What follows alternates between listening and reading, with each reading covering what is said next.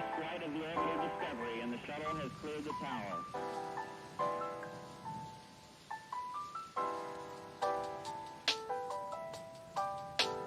Discovery's 4 computers now have primary control of critical vehicle functions.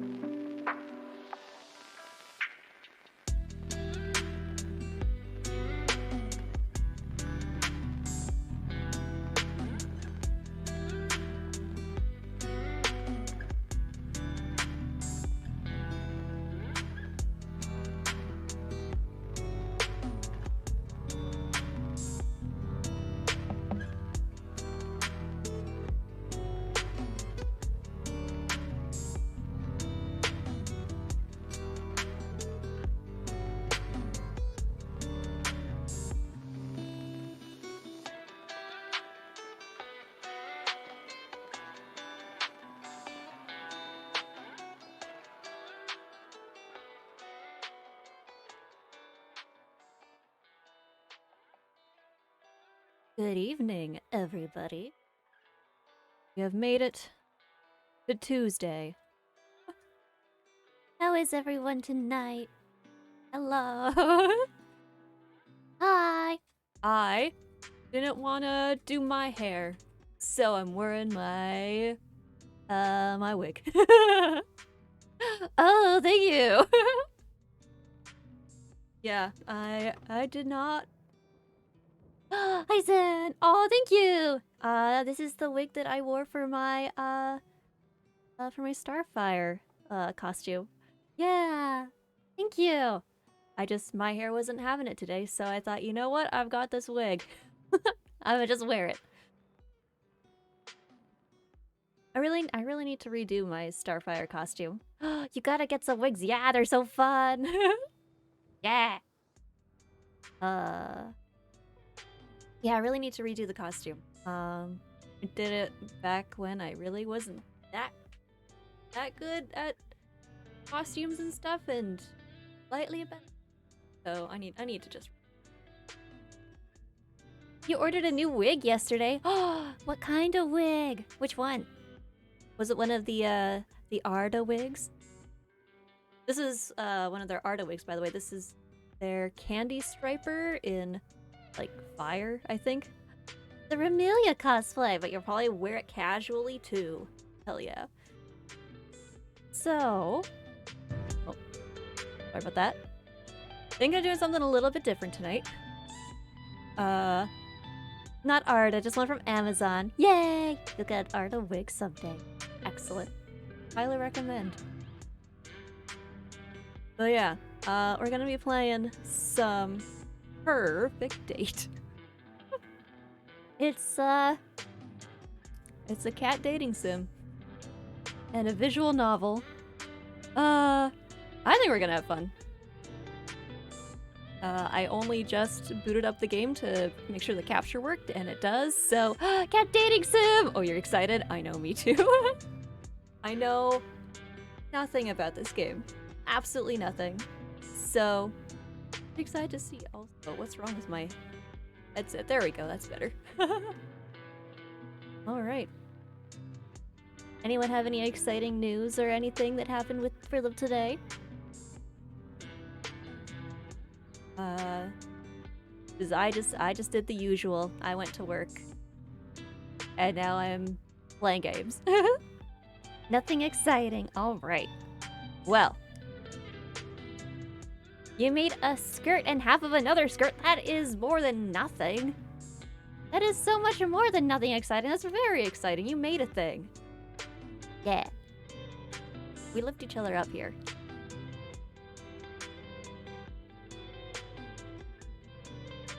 I'm very excited to see your next cosplay. Remelia? Yeah, once it's all put together, I'm very excited to see it. Alright.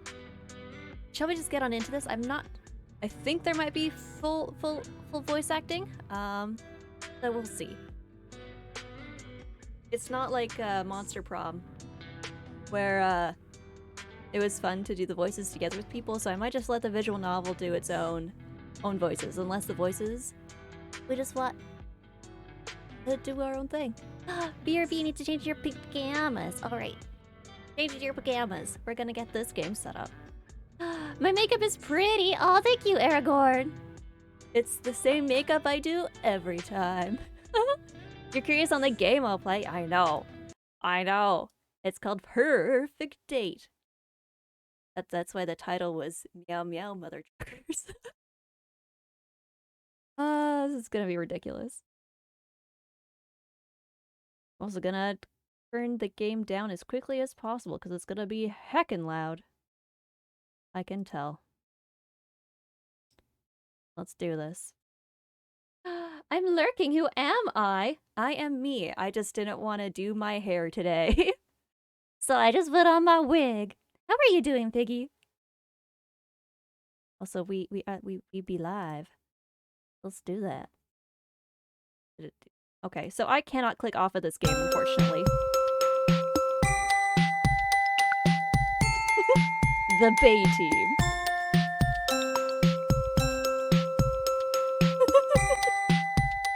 Oh, I know, it's so loud. I'm so sorry. Let me turn this down more.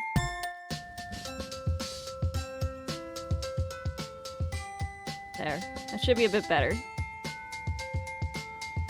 If I need to turn it down even more, I can.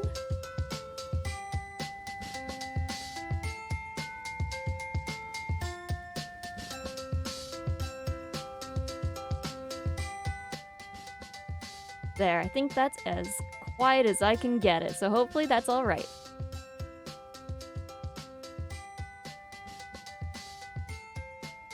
I'm glad you're doing good, Piggy. Alright. Come on, OBS. Come on. Load the overlay.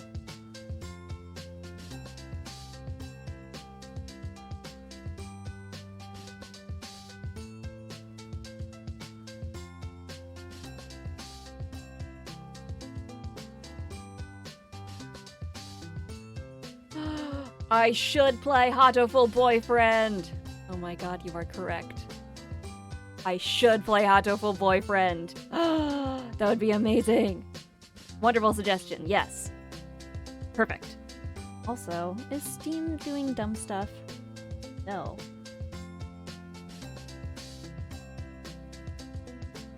So what is eating up all my bandwidth? What's eating all my bandwidth?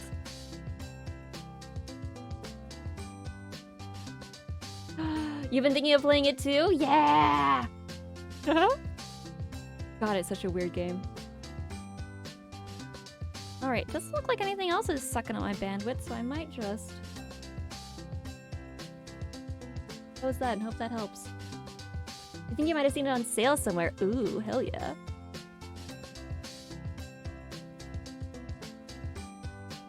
You think we have a key for it already? Alright, looks like internet is better now, so let's... Might have been in last year's Jingle Jangle. Ooh, maybe.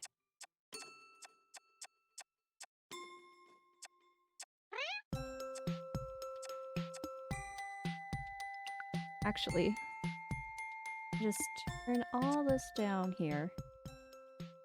And then turn the game back up a little bit.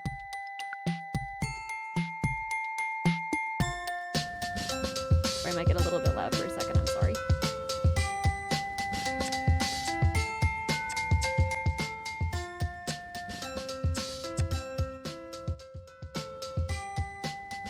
Alright, let me know when it's at a good volume and not overpowering.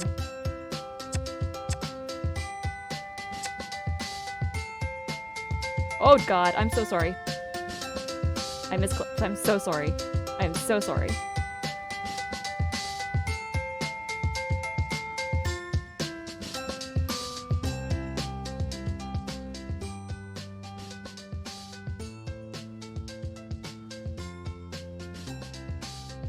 Alright.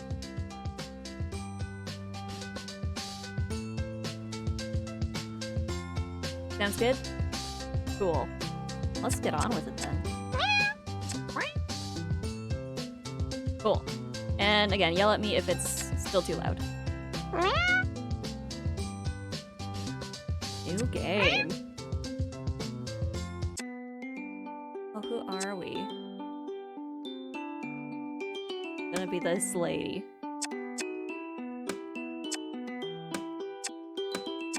Oh, she's cute though. Oh, look at those freckles. Guys, who should we be?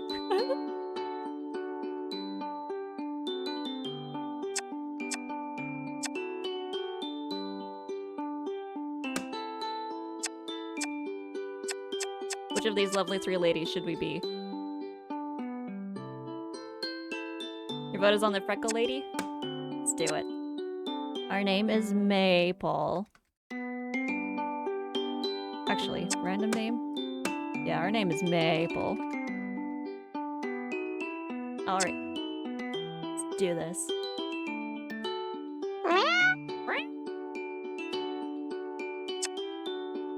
I'm an angel and I accept.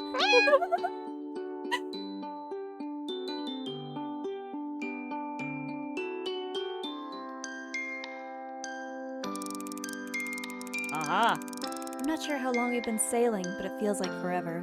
I'm not feeling too well now, so it's a huge relief to hear the deck lad shout. Island approach! Make yourself ready!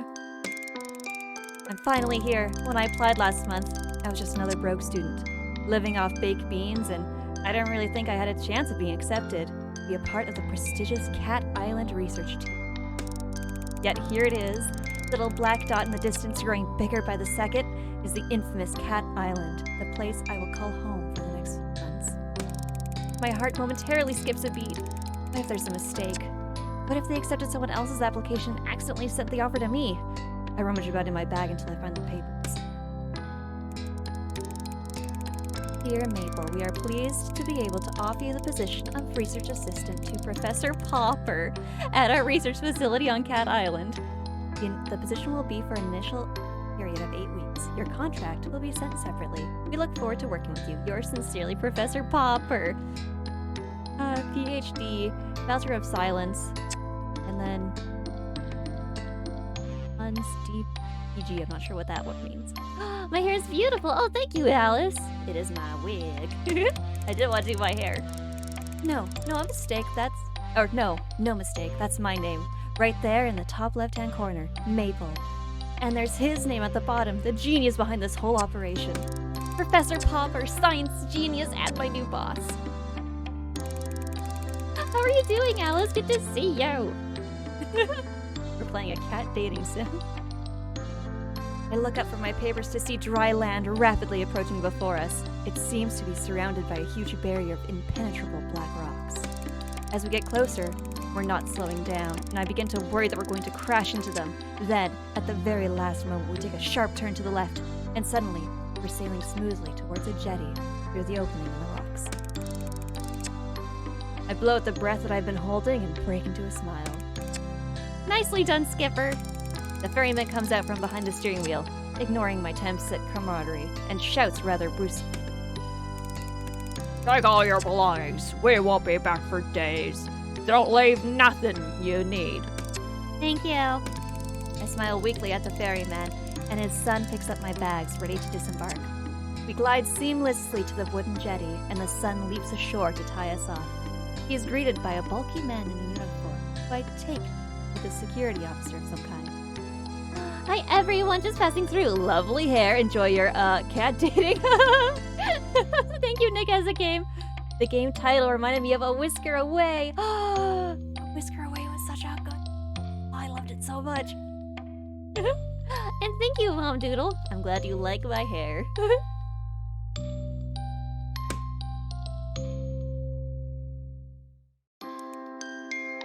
Go. There, got you a mouse. And then he laughs loudly, as though he said the funniest thing he's ever heard. It's very disconcerting.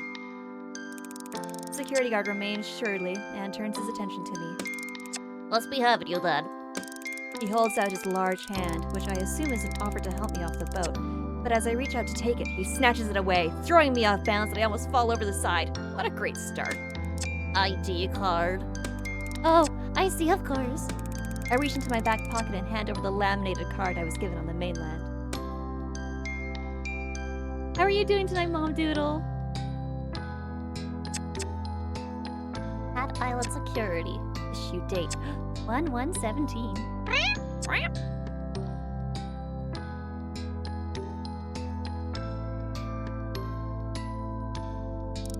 He barely looks at it before striding off, grunting over his shoulder. This way. I follow him down a dirt track path and get my first proper view of the island. It's beautiful, lush, and green. I'm already under its spell.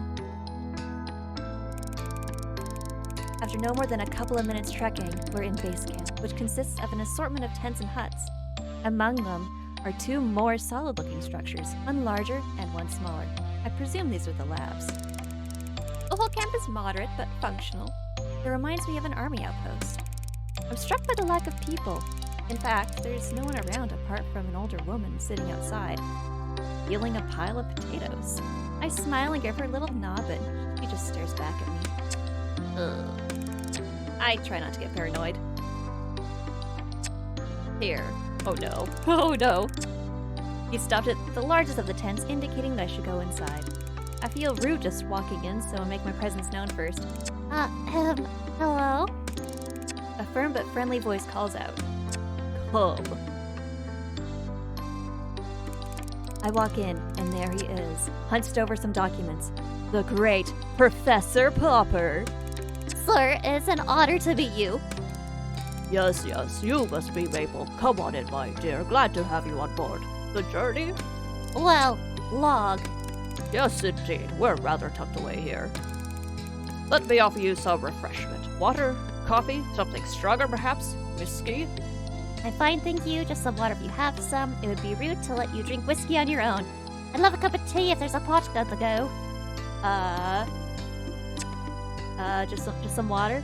That's probably the best thing to ask. Just some water. Just some water would be great if you have some. And that's something we have an abundance of. There are plenty of safe natural springs on the island. Well, we have the bottled kind too. I'm relieved as he passes me a bottle. I'm not too keen to start drinking from natural water sources until I have personally checked out that they're not used as cat urinals. It'll take you a while to find your way around and discover how it all works. So, for today, I thought I would just get you kitted out and maybe introduce you to some of the locals. The cats, that is. I believe you've met most of the humans. Oh, I've only met the ferryman and the security guard who brought me here. Yes, that's about it. And the lady outside? Ah, Miss Marigold. Her and her husband are the caretakers. Wonderful couple, the Marigolds. You'll meet them before too long. We're a tiny little family here. And I'm sure you'll fit in nicely. Oh, thank you, sir. I hope so. Okay, so first things first, this is your basic kit. He begins to go through a pile of things on his desk, explaining each of them in turn. I'm a little weirded out that you're a human dating cats. What's the point? This is your backpack. You can put everything in it. We'll be going on plenty of field trips, so it'll be very useful. As will your own water bottle. Some disinfectant hand spray. Ah, these are heavy-duty reinforced gloves, which are essential when tagging cats out in the wild. Don't want any scratches from felines, we don't know now, don't we? I suppose not. I shove each item into my new backpack as he gives them to me. Likewise, these goggles are to be brought along on all field trips. This lot here He indicates the small pile of what looks like laundry.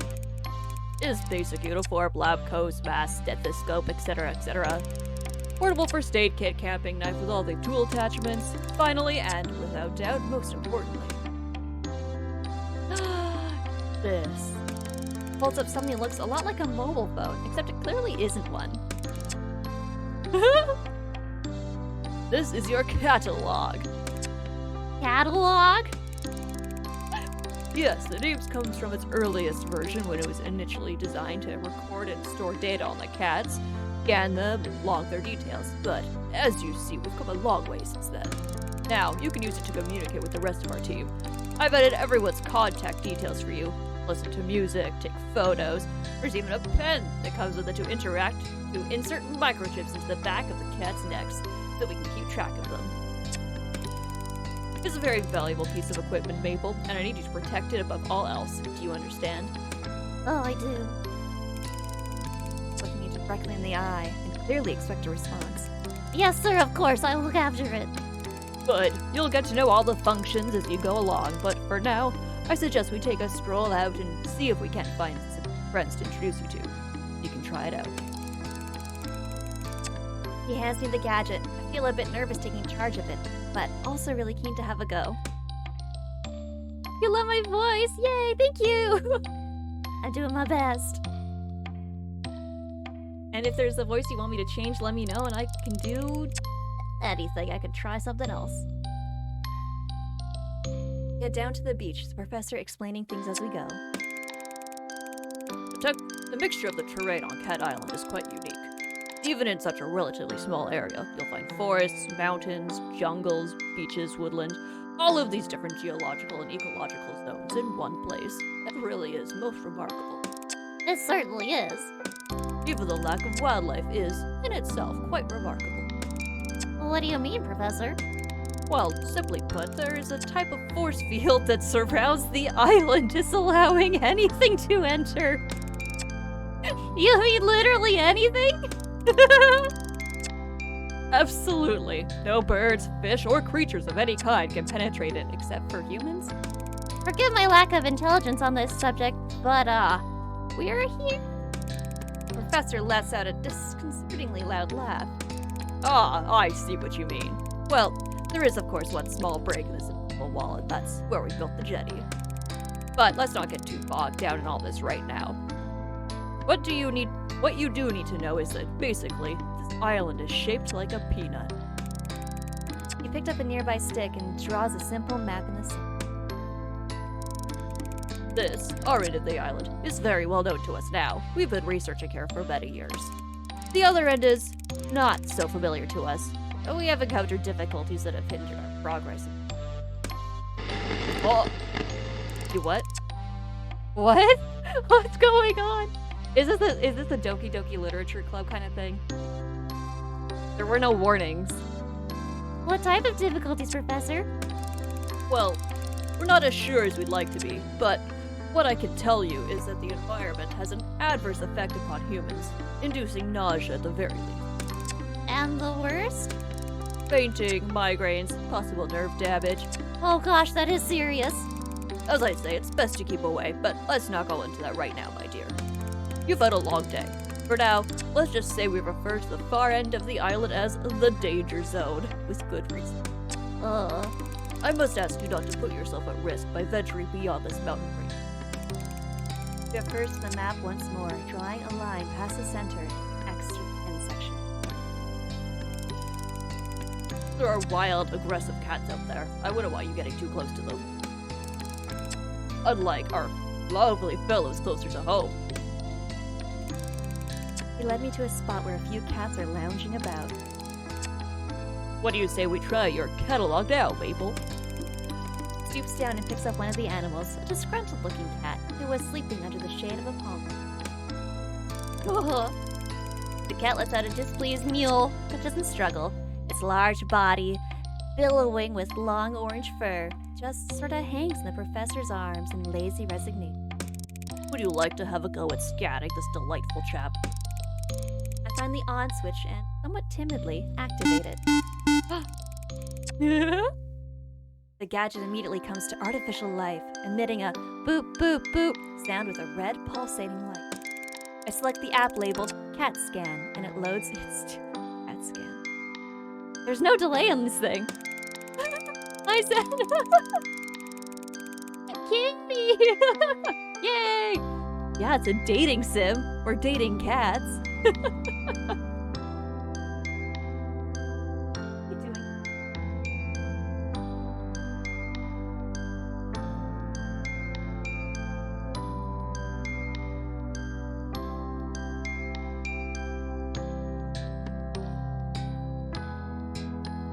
Doesn't want it.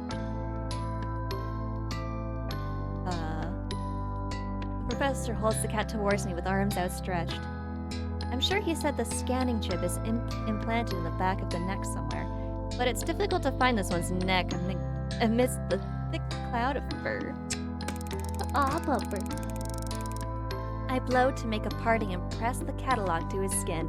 It's a bit like scanning groceries in the supermarket where I used to work. That should do it. As he plops the marmalade tom back into the shade. Sure enough, upon withdrawal, I find the cat has been successfully scanned. Meow.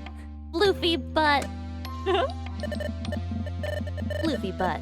Gender male. Age 10 years 4 months. Breed red tabby Persian. Eye color red. Amazing! Clever, isn't it? A large part of your job here will be to tag and scan the cats, such as Mr. Floofy Butt here. But it looks like you've had no problems in that area. Excellent work, Maple. Oh, thank you, sir. I can't wait to get started. Well, why don't you get a bit more practice with the catalog and scan the rest of them while we're here? These five spend a lot of time together. They're like a little family, aren't you? Oh, yes, you are. The professor seems to be a genuine cat lover like me. I think we're gonna get on great. Okay, here goes. No help this time. The professor steps back. The first cat I approach is very friendly with a beautiful calico marking. It comes towards me, already purring. Meow. Trixie. Name Trixie. Female, 3 years, 8 months. Calico American Shorthair. Eye color, green. Next is elegant, sleek, hairless cat sitting gracefully in the sun. She doesn't pay me much attention and allows me to scan her with minimal fuss. Meow. Snooty booty. Name Snooty Booty, gender female, age 11 years 1 month. Breed Sphinx, eye color blue. Down. I don't have any.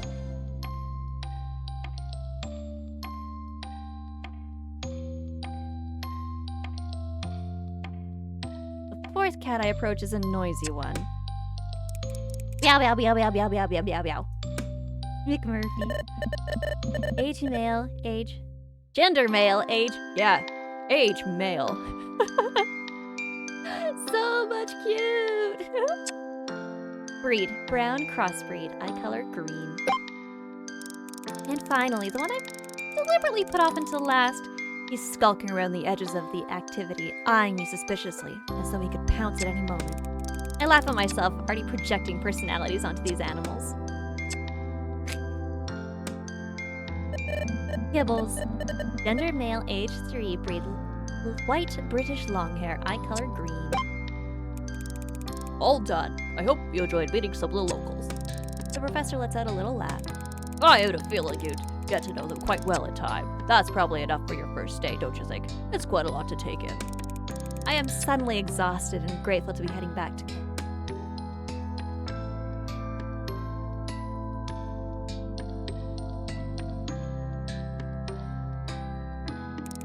It's quite late by the time I've unpacked and settled myself, but I want to write my journal entry before I sleep. Surprised how chilly it is. I have pulled my sleeping bag right up to my chin, but I still feel goose pimples bloom over my arms. Shivering, I rub them to warm myself up. It makes me smile to think that this inherent reaction to the cold is what will be keeping my new feline friends warm tonight. My eyelids close, thinking of cats and the island and the professor. The world around me drifts away as I float into a dream. Your hubby is working late and you don't want him to. Aw, but next week is vacation. Yay! Yeah, I also have vacation next week. We can be vacation buddies. Aw. Well, that's too bad. I'm sorry he's working late. What the frick is going on? Why does that keep happening? I'm not sure how long I've been asleep, but I wake with a violent jolt that leaves me sitting bolt upright. It's too dark to see anything, but I hear rustling, and then a strange electronic noise. One that in my sleepy confusion I can't place right away. Boop, boop, boop. The catalog! Acting on instinct, I scramble to my feet and follow the noise out of the tent. I look around me, and my fears are confirmed when I catch sight of a pulsing red light getting fainter in the direction of the forest. I snap into action, running as fast as I can. Barefoot, dressed in my pajamas, running at full speed into the forest in the dark of night. I must be crazy. The words of Professor Popper are ringing in my ears. I need you to protect it above all else. Oh my god, Maple cosplay! Hello, Bakusan, how are you? Good to see you. He's been working since 6 a.m. this morning. Oh no, Luna! Aww. Yeah, I hope you guys can spend lots of time together soon.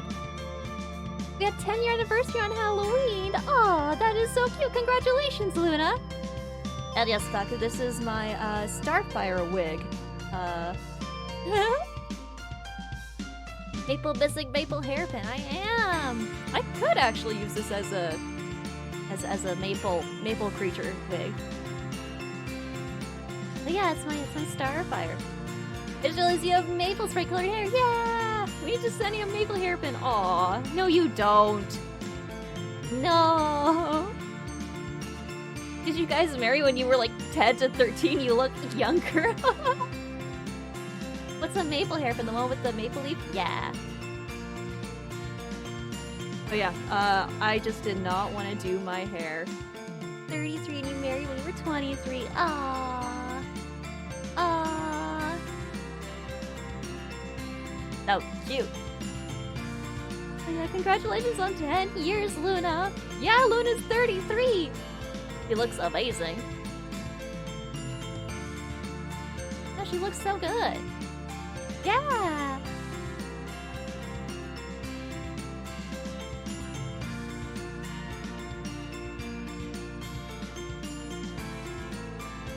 No, we're sweet because you're sweet, and it's true. Like, you give off just a sweet aura, and then we all just are sweet because of it. Sometimes people don't believe I'm 33. A lady got into an argument with me over it, and you just let her win. If you're 33, I'm 44. It's the calmness and not stressing so much. I mean, everyone has stresses and stuff. You might just have real good genes. All the naps. Naps probably do help.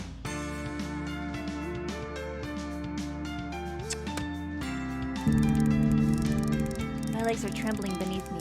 I stop, feeling my heartbeat heavy throughout my body. I wheeze in and out, my breath billowing in front of me in white puffs. Oh, these cat statues. I shouldn't feel like this. Why am I so dizzy? I try to get my bearings and realize I blundered perilously close to the danger zone. Danger zone.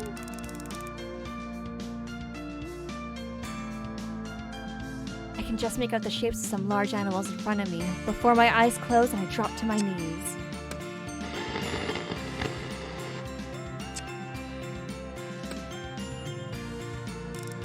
I open my eyes. The calico cat The calico cat I scanned yesterday is sitting in front of me. She drops the catalog at my feet. What the frick is going on? I wonder if this is a cat returns kind of deal. Ooh, maybe. I pass out.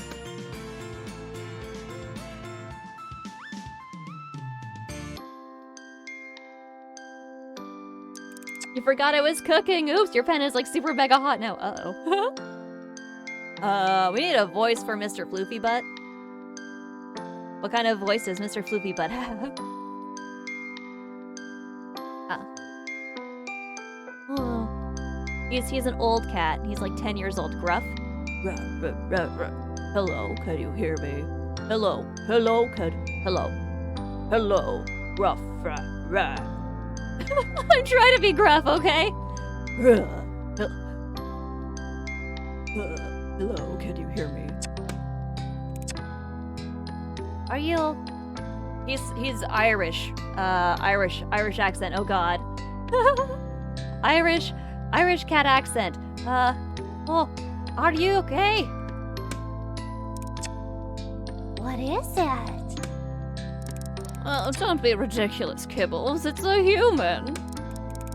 Oh yeah, yuck. I can smell it now. Smells like a human. Oh, do be quiet. Are they alive? Of course it's alive. It's breathing, you imbecile. Why isn't it moving? Would you come on and give them some space? Move back a bit. Yes, stand back. Move out of my way. Let me have a proper look. I begin to come to. The Sphinx cat is standing over me as I open my eyes. We stare at each other for a moment while I try to take in what's happening. Is this one defective? Oh, I feel sick. I'm gonna puke. The cats watch me intently. Am I going insane? Oh, my head. What is it chattering about? They're scared and confused. Let me talk to them.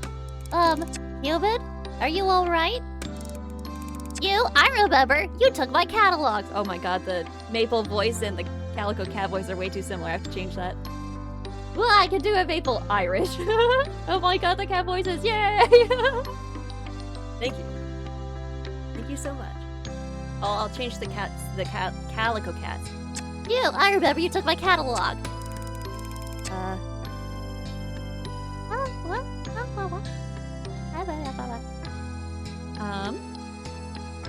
Oh, but. Oh.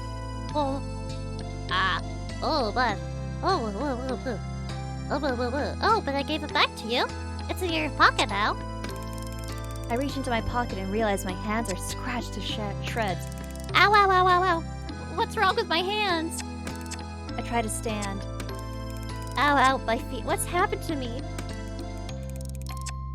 We need to make some sort of reference you can remember all these. I think I got it. It's just trying to figure out a good voice for Trixie. We could do another southern one. Oh yeah. I guess that's from all the climbing. I can't. Oh my God. Oh yeah. I guess that's from all the climbing. I told you it wasn't ready for that. What's that? Ready for what? Its anatomical structure is far too delicate. I tried to slow it down. Yeah, Floof. You try restraining a human who's that determined. It was like a bargain. Its anatomical structure didn't seem that delicate to me. I was like a what? Doing what? You made your way back to the beach. Okay, but that doesn't explain. I show my bleeding hands. You crawled, Kara. Kara? Who's Kara? That's not my name. It's a term. Oh God. It's a term. Words, hello. These kitties are so cute. Why, thank you. It's a term of endearment. It's an Irish thing. It's inappropriate. Wait, I crawled? You sure did. Like a cat? Yup. All the way from the mountains? Like a bleeding mountain lion. Impressive. But why? Because you got the sickness. Shh. Maybe you should sit down, human. We need to have a talk. Possibly a long talk. Talk? Yes, that's right. Since when do cats talk? Oh, for goodness sake, since the dawn of time, how else do you think we communicate? Stop spitting whiskers, Major. You know full well that the human is saying. I think the relevation here, Kara, is that you can understand us. Yes, that too. Will someone please explain what the hell is going on here? Well, we don't fully understand everything ourselves, at least. Not all the details of how this works. I think being stood in a forest surrounded by a bunch of talking cats is about as much detail as anyone would want. I agree, and more to the point, we were rather hoping you would be able to help us. You are the scientist, after all. You came up with a Russian Meowfia kitty named Meowster, and he just mocks me in a super condescending, aww.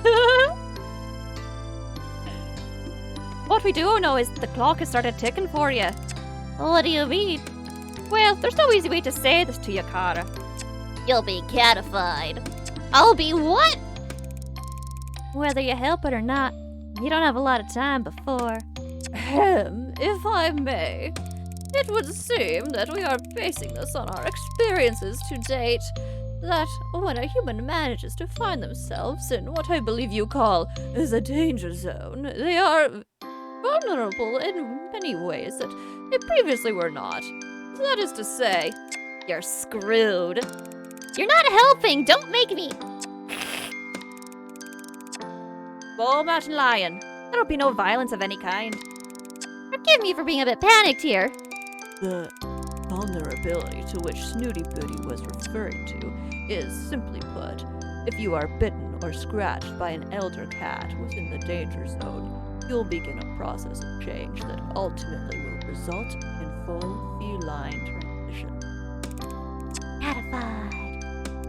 So basically, you're telling me I'm a werecat? I look down, and amongst the scratches on my right hand are 2 distinct puncture marks. The reality of my situation hits me like a cold mist. Basically, yes. My head is spinning. This is too much for me to take in. Kitties! How do you do so many? I don't know. I like doing voices. Take a breath now, Kara. You're not looking so good. What? Have I started to change? I feel my head for ears, fur. Everything seems to be normal. No, I just meant you're looking a bit shaky. Understandably so. I take a few deep, steady breaths and calm myself enough to say, Okay. So, why? How? What? Give me some data. What have we got so far? Look, we'll answer anything we can, but the truth is we have more questions than answers ourselves. So, you said you need my help. What exactly would that entail? Well, finding our friends would be a start. The cats on this island, they're going missing. We don't know what's happening to them, but the body count is rising and we've hit a wall.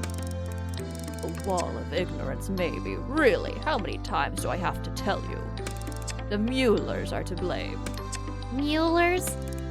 Now, Floofy Butt, there is no need for name-calling. Speaking of name-calling, I'll remind you to call me Major, madam. Look, they can't help us the way they are. It's lack of breeding, you know. Overbreeding, if you ask me. Again, Muellers? They're the elder cats, the island originals. They can't speak the way we can, hence the derogatory term, Muellers. And how are they to blame? How are they to blame exactly? Well, if I knew that, then there'd be no need for this elaborate kidnapping. It's hardly proving to be a roaring success after all. Look, Kara, all we really know is that we are no longer safe on this island. The elders who live within the danger zone are hostile towards us. Not sure why. It's just always been that way. And now, because cats are being taken, nowhere else is safe either. You expect the occasional mishap. We live in an undomesticated world here, after all. But lately, cats have been disappearing almost every day. Even the last human we catified went missing. I'm sorry, what? Let's not open old wounds, Kibbles. Yes, onwards and upwards. Well, first things first, this werecat thing. Catification. Transition. Whatever. How does it work? Time passes and you transform into a cat. Yeah. It's a gradual process. It's different for everyone. Not you want to just turn overnight. The clock is ticking, however. The first side effect of the transition is being able to understand us. Well, some of us. Not the elders, obviously. Not all the domestics either. Then you have the whole heightened senses thing, the increased agility, the crazy body hair stuff. But let's not worry the human with all the details just yet. I assume there's an antidote? I'm afraid you're going to be disappointed in that assumption. Hang on. You said there was someone else you put in this position. Well, let's hope you'd have a better bet than they were. Unfortunately, they weren't able to discover an antidote or get our friends back. I know where their notes are, though. Really? Raid. Huh? You help us, and I'll give you their progress report. So what do you say, Kara? Will you help us? Let's help the kitties. So many accents, too. Speaking of Ireland, has anyone seen Dairy Girls? I have not. What is that? Not much of a choice, really, is it? Afraid not. Okay, fine.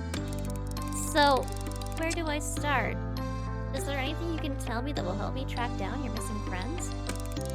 Well, no one listen to sounds. Start with the viewers, and I'll eat my hat if it doesn't end there, too. Don't mind him, he's just set in his ways. We've every reason to believe the abductions took place on your part of the island. Yes, nowhere near the danger zone or the elders. Well, that doesn't make much sense.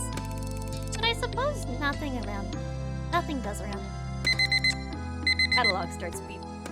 Oh, my alarm! I have to get to work. You run along now. We don't want you arousing suspicion with your people. You can meet with us later. I'll make sure those reports are in your tent before this evening. Thanks, Kara. You're 1 in a million. I imagine the odds are far greater than that, given your new health status. Go! And thanks, all of us. You love the hair! Thank you so much, Feathereating! A show about a bunch of Irish kids during the war or something. Like the Irish Civil War, I think. Oh, interesting. I've never heard of that. After a rather painful journey, I'm very grateful to finally limp back into camp. I have just enough time to get myself tidied up for work. I'm about to peel off my filthy pajamas, and I hear my catalog beeping. I have a message, but I can't tell who it's from. Not from any of the contacts that Professor Popper programmed into it. In fact, there's no contact information at all. Unknown number. Are you sure it is wise to trust everyone? Anyone? What on earth does that mean? Me. Is this? Unknown number. There's a lot you don't know. Think carefully about who you confide in. What the frick? Before I can think of a reply, the messages are gone, and my catalog has no record of them. You're going to pop back into lurk mode for a bit. Kinda, show up and drop back, but wanted to say hi. That's alright, Feathereating. Thank you so much for being here. I appreciate it. I don't have any time to think about this right now. I need to get ready. As soon as I'm presentable, I head over to the lab. I'm 10 minutes late, and it doesn't give a good impression on my first morning. Oh, April, good to see you. I was beginning to worry. Did you oversleep on your first day? I'm terribly sorry, sir. I think the traveling and excitement of yesterday. I take punctuality very seriously. That's across my apology. Not to worry, it's perfectly understandable. You'll find I'm quite relaxed about most things, as long as you get the work done. I don't much mind what hours you. Oh, thank you, sir. So, shall we get started? My goodness, what on earth happened to you? Still need all the scratches over my hands. Oh, I fell and tried to save myself by grabbing onto a bush. Not a secret drinker, are you, Maple? Oh, no, sir. I'm a bit of a lightweight, to tell you the truth. Just teasing. We ought to get those hands sorted out, though. They look pretty nasty. Goes to the tall metal cabinet in the corner, takes out a bottle, cotton wool, begins cleaning and cleaning my hand while he talks. For today, I'd like you to help me with the tasks around the lab to get the hang of things. But from tomorrow, I'll let you make your own choices about how to best carve up your time. Of course, you're primarily here to carry out your job as my research assistant. However, try to take the most of the time on the island. Once your work is completed, we'll be saying goodbye. This really is a once-in-a-lifetime opportunity, so don't waste it all in the lab. Naturally, I need your help with here, but I'd also like to get your hands dirty with some. Make sure to spend your time exploring the island. It's a beautiful place. Lot to see.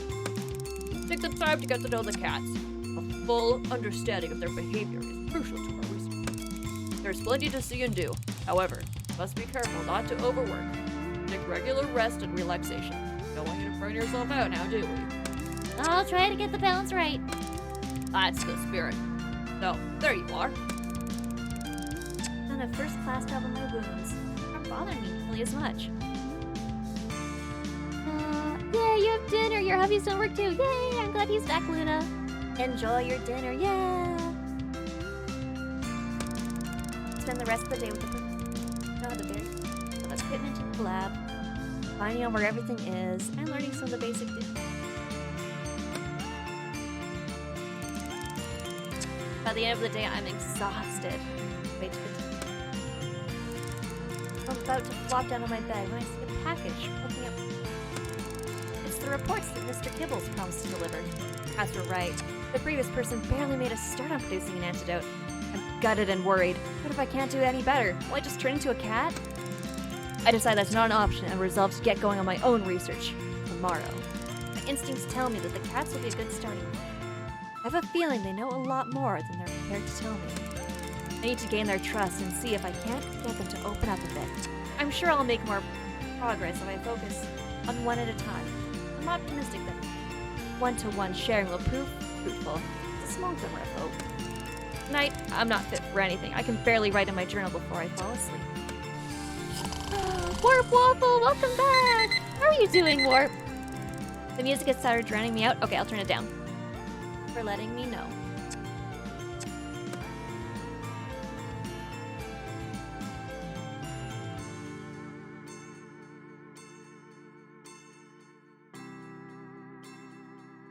Is that better? Yo, how are you feeling, Warp? You're surviving? Oh, I'm so sorry. Did you recover fully, by the way, from when you got pneumonia? The first morning of waking up on the island. I'm so excited to discover what the day will bring. Should I jump straight into lab research? Or maybe would it be wise to start investing a way to help these cats and find a cure for myself? Perhaps a good starting point would be getting to know the cats a little better on a one-to-one basis. Oh, you have some good news. You're negative for COVID. Yay! What should I do today? Rest, romance, research. On. Oh my god, this poster. Look at this poster. Yeah, there were 2 different exposure events at the school. You're negative, but it's stress. Oh my gosh, I'm so sorry, Warp. No. At least those Backstreet Boys aren't coming. Should probably do some research.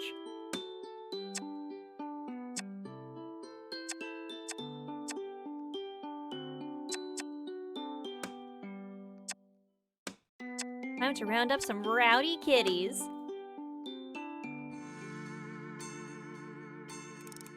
It's a sunny afternoon. Most of the cats are lazing on the beach. Perfect. Like shooting fish in a barrel. I double-check my supply list. Crate, treats, sedative, snare, catnip, antiseptic cream for myself. I've got everything. I have a sick feeling in my tummy, but I ignore it as best I can. It's gonna be a challenge, but I'm pleased the professor's trusting me with more physical tasks. I walk out onto the beach, feeling like the child cat. I keep reminding myself that I'm doing this for the greater good, even if it makes me unpopular with the cats. I set the crate, unsuspecting the snare hidden behind my back. At first, I stroll around trying to look as casual as possible, whistling a tune as I walk. I get close to one of the smaller cats. I start to stroke her. I want this to be as painless as possible. The cat responds well to me. It even starts to purr gently. Are you gonna come with me? The cat looks at me with big, wide, loving eyes. Come on, then. I pick up the cat, carry her to the crate, and place her gently inside. I lock it shut, even though the cat makes no attempt to escape. Well, that went better than expected. Maybe this will be a good day after all. Emboldened by my success, I approach one of the slightly larger cats. Hey, matey, shall we get you in the basket? I give him a little stroke. He doesn't respond badly, although he doesn't seem particularly interested either. I put my hands on either side of his body, ready to pick him up. He doesn't look happy about it and growls a warning at me. Hey, mister, it's gonna be okay. We're just going on a little trip, alright? As soon as I start to lift, all hell breaks loose. Yowling and hissing, he scratches my arms to ribbons. I try to get him to the basket, but he stretches out and I can't fit him in. Oh no, oh no! I know when I'm defeated, and I have to let him go. He scampers off into the distance. I look down at my ravaged arms. Note to self, wear long sleeves when on caging duty. That's a Game Grumps reference, by the way. Not sure I understand. The Backstreet Boys reunion tour means COVID. What? I'm so confused. I'm so sorry. Alright, let's do some romance.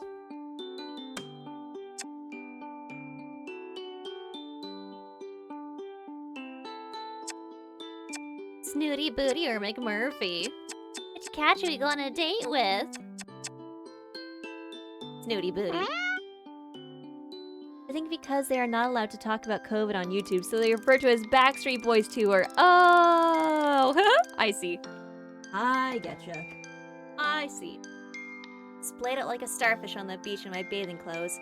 It's swelteringly hot, and I find it hard to concentrate on my work. So here I am. I let the cool sea wash over my feet and legs as I lay back on the sand. I hear a long, loud sigh coming from the sky, and I sit up to see where it came from. Snooty Booty responds. Under the shade of a palm tree is looking about. Earned expression that I've never really seen a cat make before.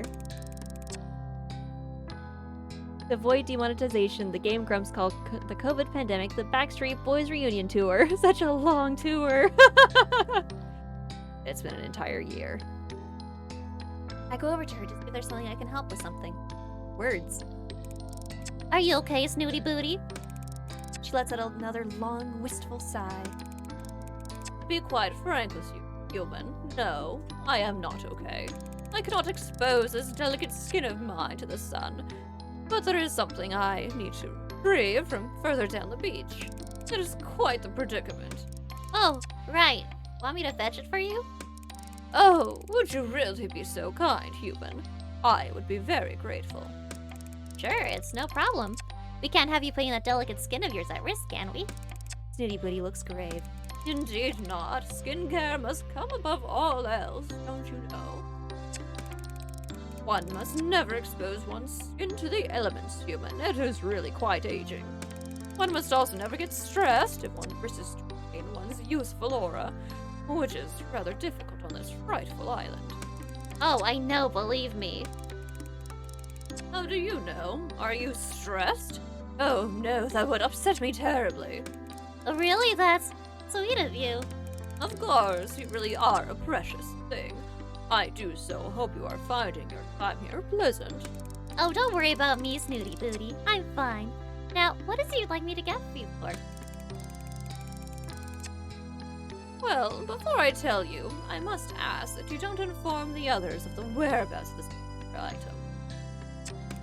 It is very dear to me, you see, and it's one of the few luxuries I have all to myself. Of course, that's no problem. I can be discreet when I need to be. I do hope so, human. You see, along the beach just south of here, there is a tree which bears the ripest of coconuts all year round. It is quite splendid. The coconuts are always so sweet and creamy. Anybody looks as if she's lost in a wonderful. Sounds lovely. It is. I like to drink coconut water as often as I can, as it is good for the skin and waistline. But the less civilized denizens of the island keep knocking the coconuts down before they're fully matured. Fortunately, no one seems to have discovered this particular tree yet. Well, okay, Snooty Booty. I'll try to find some coconuts for you. I'll be back soon. You have my thanks, human. I've been walking for a lot longer than Snoopy led me to believe. I'm not even sure if this is even the right tree. They all look the same. Though this one does seem to have more coconuts. I decide to take a chance and bundle up as many as I can carry in my arms and haul them back to her ladyship. By the time I get to fade from the exertion, walking so far in the sun, I fall to my knees, panting in front of her. Here you go, Boots. Eyes the pile with an air of disapproval. I only needed one coconut, human. Oh, These are far too many. well, I do apologize, madam. Oh, tell me you didn't plunder the tree. No, there were plenty on the ground already, so... Oh, well, that's a small mercy. At least you didn't hack them down. Hack them down with what? Well, hands are rather large and leathery. Snooty Booty, I do not use my hands for deforestation. Well, I'm sure you did your very best, although I really don't know what I'm going to do with so many coconuts. You're welcome, I'm sure. I look down at the pile of coconuts. It strikes me properly for the first time how strange it is. There are no creatures on the island to plunder. What do you think it is, Snoots? That keeps all the wildlife away from the island. Oh, do you mean the magnetic barrier? Magnetic barrier? Oh, do keep up, human. I thought you were meant to be a scientist. I realize she must be referring to the force field on the island. Now, be a dear and crack one open for me. So what's the story here? The story so far, we were picked to be a research assistant on a place called Cat Island, and it's apparently our dream job. I mean, yeah, that'd be my dream job too. And then, as soon as we got here, we realized it's odd. There's a magnetic barrier that keeps every single other kind of wildlife out from this area, including fish, birds, anything. And the only way we could enter was from a small little break in the barrier. And they've been studying this island for years, apparently. So when we got here on our first night, lost in the woods at night, we came across this weird area where there were a whole bunch of cat statues. I keep wanting to say stat catches. And we got scratched up by a bunch of malicious cats. And when we came to, we were surrounded by cats, and we could understand them. And it's only like these 5 cats that we can understand. And basically if we don't make an antidote, we will turn into a werecat and just be a cat forever. So we're trying to find an antidote by dating these cats and trying to get them to tell us.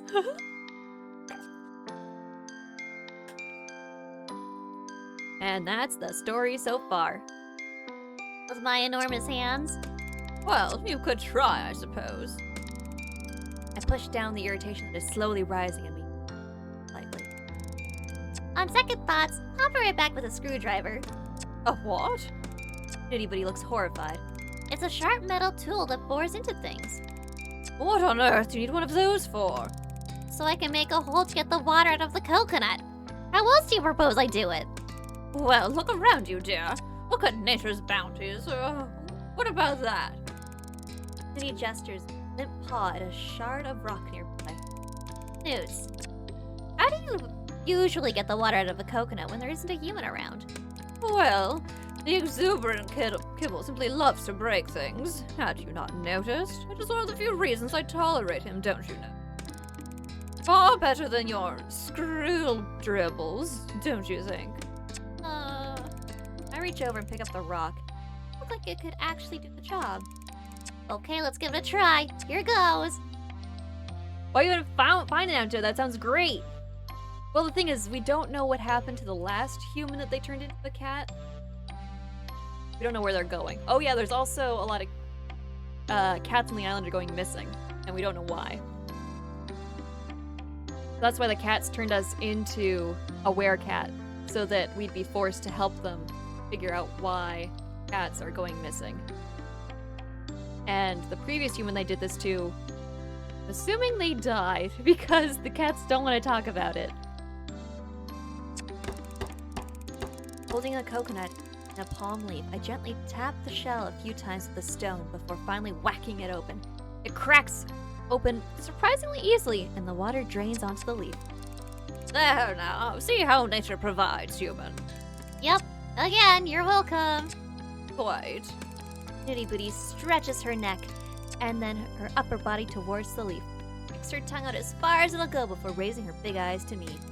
I can't quite seem to. I suddenly realize what she's getting at. Let me help. I let her struggle for a moment or two before I begin to feel a little bit like a child pulling the wings off a fly. Can't help the way she is. You seem to be struggling a bit, Boots. Well, you've placed my libation slightly out of my reach. Oh, I'm sorry. Would you like me to help bring it a little closer, perhaps? Well, of course I would, human. Are you being deliberately obtuse? I would very much like to help you, Snoots, but you make it rather difficult. How? I don't understand. I've been perfectly clear in my instruction. See, I'm under a spell, and it's a very powerful one, which prevents me from following an direction unless it's accompanied by some magic words. Oh, would you care to enlighten me? Well, it would go something like this. Please, human, would you mind passing me my libation? Thank you very much.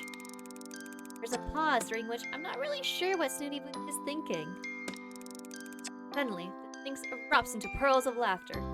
I seem to have forgotten my manners. Please, do be so kind, human. I would be most obliged. Oh, go on then. I nudge the leaf closer to her, and she delicately laps at it. I truly am indebted. Many thanks. Well, that looks delicious. Snooty agrees without taking a break. No, searching for those coconuts was thirsty work.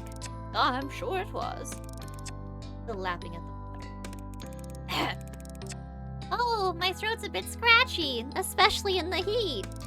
Snooty Booty finally comes up for air. Quite, that's the beauty of the coconut, you see. So hydrating and most palatable too. You really ought to try sometime.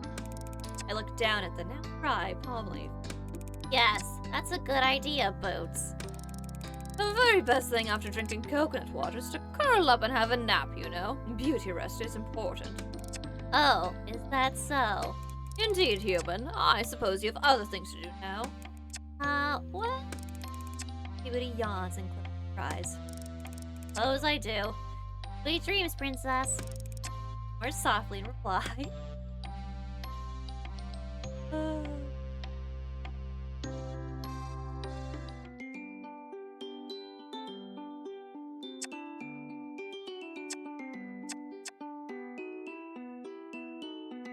We're at 2.8% for Amateur boat. Should we rest first? We can go down to 1 heart, then we can rest. Let's do some recon.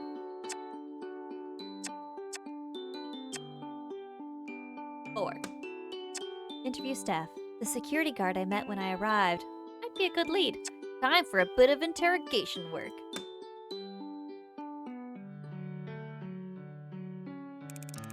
Been staring at the back of his head for a long time now. Too long. Starting to feel creepy. Don't understand it. All he does is sit in that chair by the dock, eating egg sandwiches and doing crossword puzzles. How does a man like that become a security guard for a place like this? As far as I can tell, the job consists of greasing the boat and making sure nothing unauthorized gets on or off of it. picking up supply deliveries, and occasionally taking a long, lazy nap on the island to make sure everything's secure. I wonder what he knows about the research that goes on here, if anything. Doesn't seem to be interested regardless. I decided it's time to get the island bouncer and to go join him at the dock. I sit next to Zane, on the sand, him in that chair. Not wearing his big coat, and the short sleeve shirt allows me to notice for the first time how surprisingly muscular. I never truly thought of him as security in the bodyguard sense. But now, looking at him sideways, trying not to stare too obviously, I begin to see him in a new light. I pluck up the courage to talk. Hi, Zane, how are you? Are you trying to start a conversation? He says this without looking at from his crossword puzzle. Oh, I suppose I am. Yeah, I don't get to chat to humans much in my job. Research Assistant 125. He rolls the words out like he's... Oh, yes, I guess that's me. So what does the number stand for anyhow? Don't know. He asks monotonously, eyes glued to his crossword puzzle. No, actually, to be honest, Zane, I don't know much at all. There's a definite lack of intel sharing on this project. Which project would that be? This one? This whole research project that's going on? Is there more than one? Depends on who you ask. You. I was asking you, really. I don't understand your job, and I don't need to. I don't care about things I don't need to. What do you care about? Zane looks at me. First time. Really want to talk, don't you? Well, there's not much else to do here. Besides, I'm interested in it, aren't I? Or aren't you? My interests consist of what's for dinner and what's my next puzzle book's coming. When's it coming? You get it delivered? Comes with the mail. He's back, not looking at me. The mail? You mean the parcels? And the letters, yeah. The letters? You would go to the trouble of sending mail all the way out here when we have email. I laugh, but Zane looks very serious. It's safer sending mail the old-fashioned way.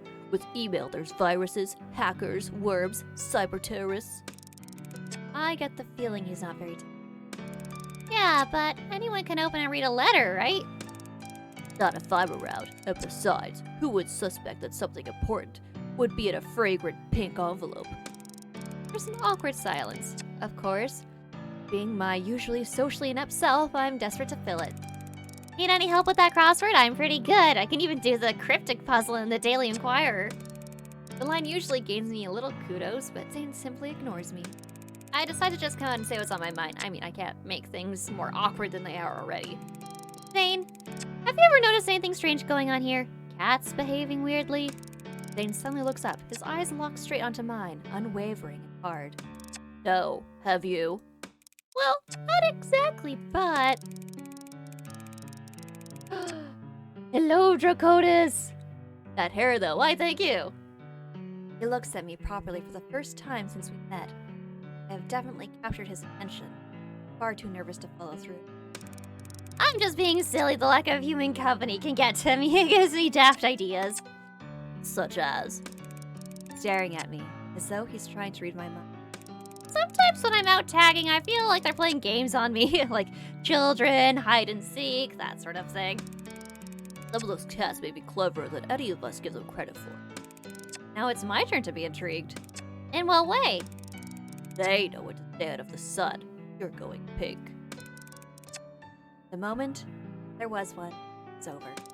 I decide maybe Zane's not the best person to talk to about my concerns. Feeling unwanted and slightly dejected, I decide to head back to camp. I stand and brush the sand off. What's a 5-letter word for solitude? Alone. Zane silently scribbles in his book as I leave. An eyelash in my eye.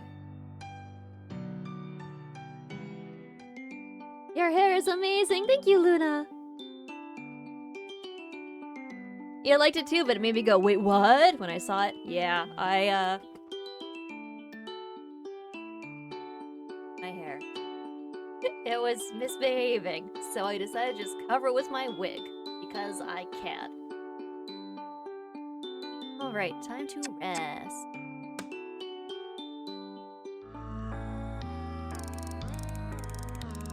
class at my university. The tutor is late. We're all sitting waiting. I turn to my friend, who sits behind me, to joke that the tutor's car is breaking down, but my friend isn't there. Instead, Oh god. it looks like an elder. It bares its teeth at me and lets out a menacing, loud growl. Just as I'm about to scream, the tutor arrives, but it's Professor Popper. You look like you've seen a ghost, Maple. I'm trying to answer back, to tell him to look behind me, but the words won't come out. I'm rigid with fear. Can't move. Can't speak. Can't scream. Everyone else is acting like things are normal. Can't they see it? I force myself to turn around and look at the terrifying cat, but it's not turning. It's just an ordinary domestic cat. Everyone's laughing at me. Now I see everyone from the island. The Marigolds, Joe, Bob, Zane, Popper, all pointing and laughing. I jump out of my seat to leave, and I'm in bed. My tent, that bolt upright. Shouldn't have eaten cheese so close to bedtime.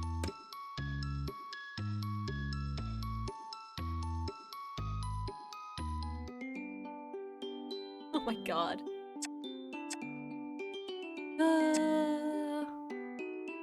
More research.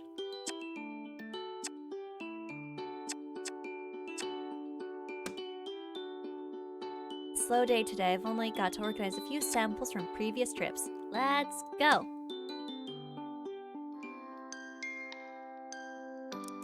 Today I'm in the lab doing flora research. It's not the most exciting job, but I keep my head down and can get through it quickly enough. It just really consists of unpacking the new samples of plants and flowers from the professor that I have collected on our foraging expeditions and logging them into the database of organic substances. Most of them are commonplace plants that grow abundantly in the forest, but occasionally you come across something more rare, exotic even.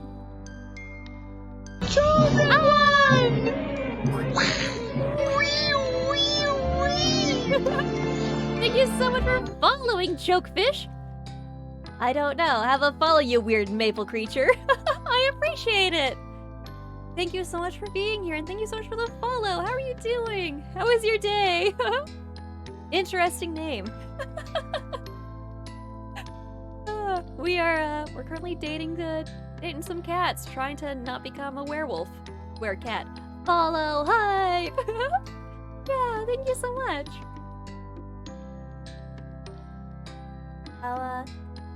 How'd you come across this All weird creature? hail the mighty glow cloud. All hail. We have been lax. May the glow cloud forgive us. May the glow cloud forgive us.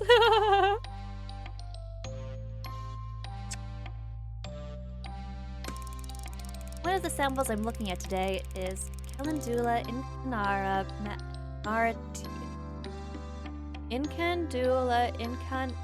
incana martima, which is very interesting indeed. I can't help speculating that it's been cultivated in the Marigold's little greenhouse and then transplanted in open ground. I'm distracted momentarily by the sound of clinking glass.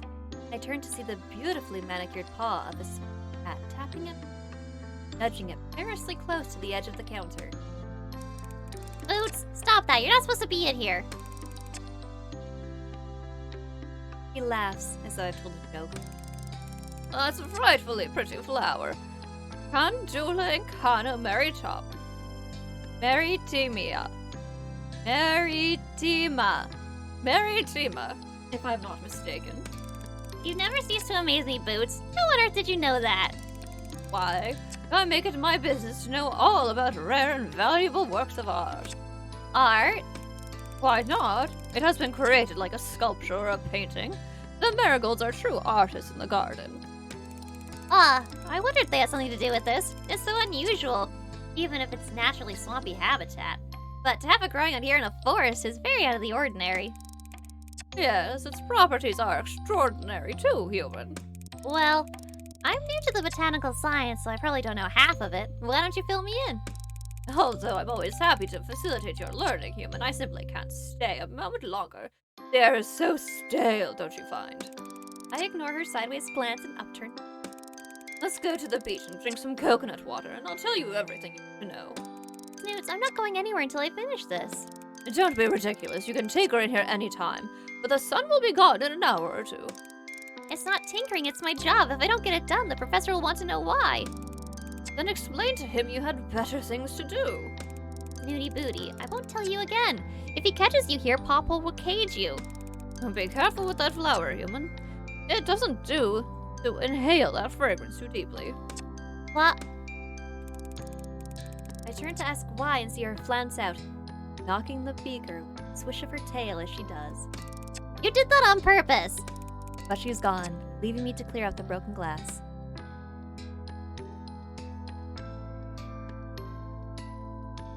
But yeah, Chokefish, what brings you here today? You wanna date some cats with us? We're not actually dating the cats. We're just trying to get information out of them.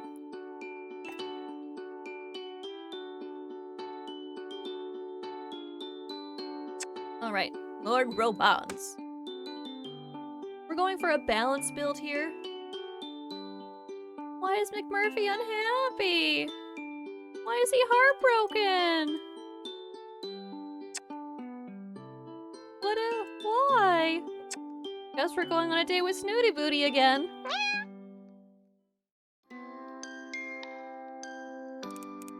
Snooty Booty? Snoots? I've been searching for this sphinx for what feels like ages. From a cat that never seems to move.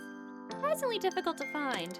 I am answered, eventually, by the unintelligible murmur coming from the shade of a nearby tree. Of course, she's... Romance? Not actually dating the cats, okay? Also, technically, we're also a cat. Snooty Booty? I poke her gently to try and rouse her. I have something for you. A gift, as it happens. Oh, Hubert, it's you. Whatever are you doing up and about at this time? It's midday, Boots. Snooty stares at me, uncomprehendingly. I have an hour for lunch, so I can just spend it with you. But if it's not a convenient time, I can always go find something else to do. Wait, you mentioned a gift? Well, yes, I suppose. I had the idea when we were drinking. Well, you were drinking from the coconut I fetched for you the other day. I took some of the remaining coconuts over to the lab and cooked them some coconut oil. Snooty Booty opens her mouth wide. I sit awkwardly, staring at her, unsure exactly what she's doing. Well, I'm ready to break my fast, human. It's hard sometimes to know whether to laugh or spit. Boiled feet. No, Boots, this isn't for eating. You mentioned how good drinking coconut water is for you, so I thought you might want some coconut oil to rub into your skin. Keep you moisturized and youthful? Aren't you terribly clever? Can't help but blush. Snooty Booty rarely compliments anyone. I feel so honored. You may begin. Snooty Booty lolls onto her back, exposing her plump pink tummy to me. Oh, you want me to rub it in for you? Snooty Booty simply smiles in response. Well, a please wouldn't go amiss. Yes, well, I didn't want to make a fuss, but I would prefer it if you asked first. I sigh. There's not much point in arguing with that Snooty. I don't think she's actually means to be rude. Sometimes she just doesn't seem to understand how to talk to people as equals. I don't have the energy to deal with it today, but I make a note that at some point, she and I are going to have a little chat about etiquette. Please, may I rub this coconut oil into your skin? Yes, you may. I pour some of the pungent liquid onto the palm of my hand and rub it together along with the other. I have no idea what I'm doing as I've never massaged anyone before, but I work along the lines of putting sunscreen on a friend. As I touch the warm, loose skin on Snooty's primordial pouch, I'm struck by how delicate she really is. Trying to be as gentle as possible. So if you don't know, the primordial pouch, it's kind of what it looks like when a cat has like a belly that hangs down. It's actually just a whole bunch of loose skin so that when they stretch and jump, they can basically stretch all the way out without, getting caught.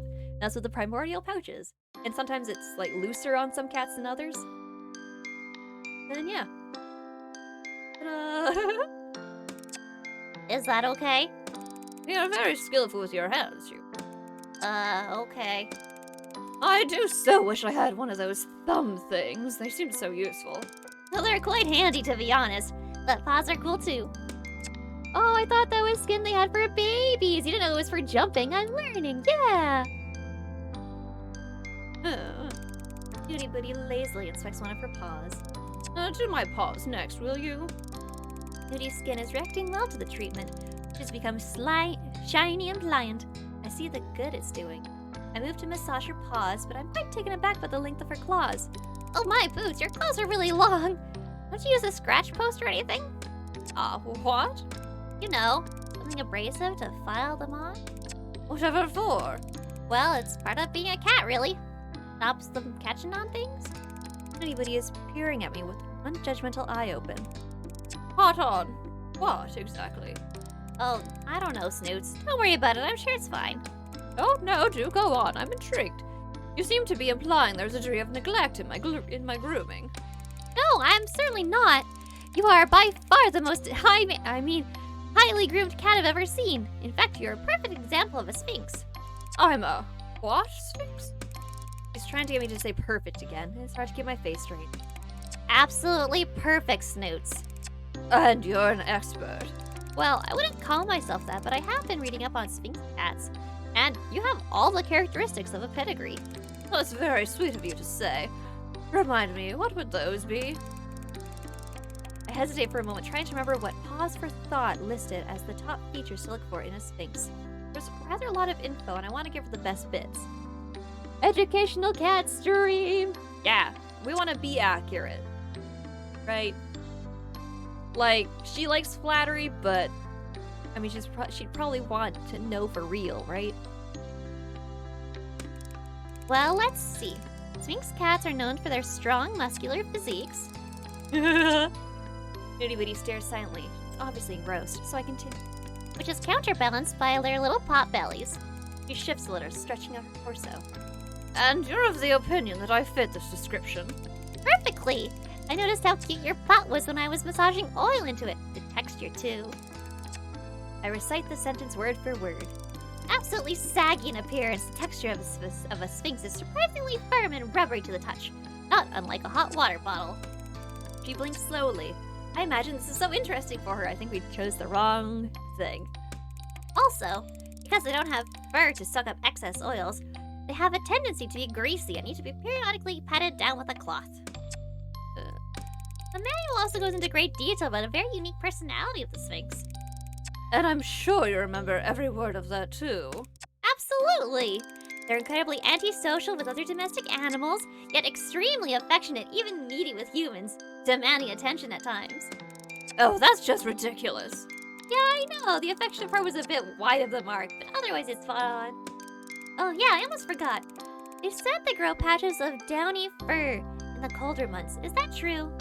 You may stop now. Okay. Her moods both worsened. You okay, Snoots? Actually, I'm rather concerned for my overgrown claws. Huh?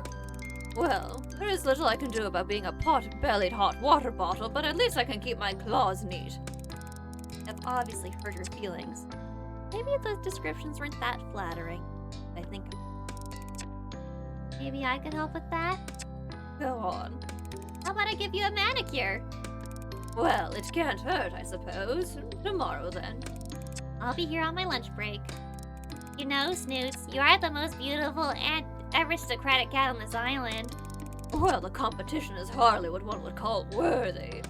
Oh, I don't know. The elders can be quite fetching in the right light. In spite of all her efforts to hide it, I gave her a smile before she came up to see.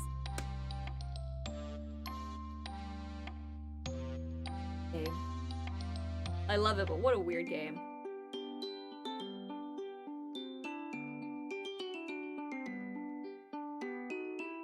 Alright, what do we do next?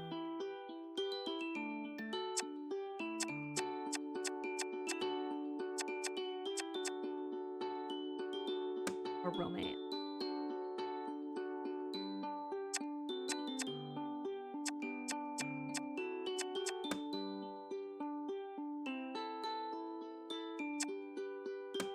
Gonna do more research. Ready to leave once you complete your research. Oh no, I have more to do. Recon. On 10. Strange messages in the middle of the night. Doesn't anyone on this island sleep?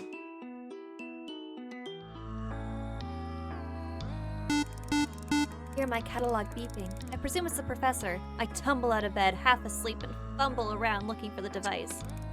I look at the screen, my eyes struggling to focus. The message isn't from the call. No contact information. I'm outside. Who is this? I'm outside. Obviously, I'm going to respond to my question. What does the message tells me?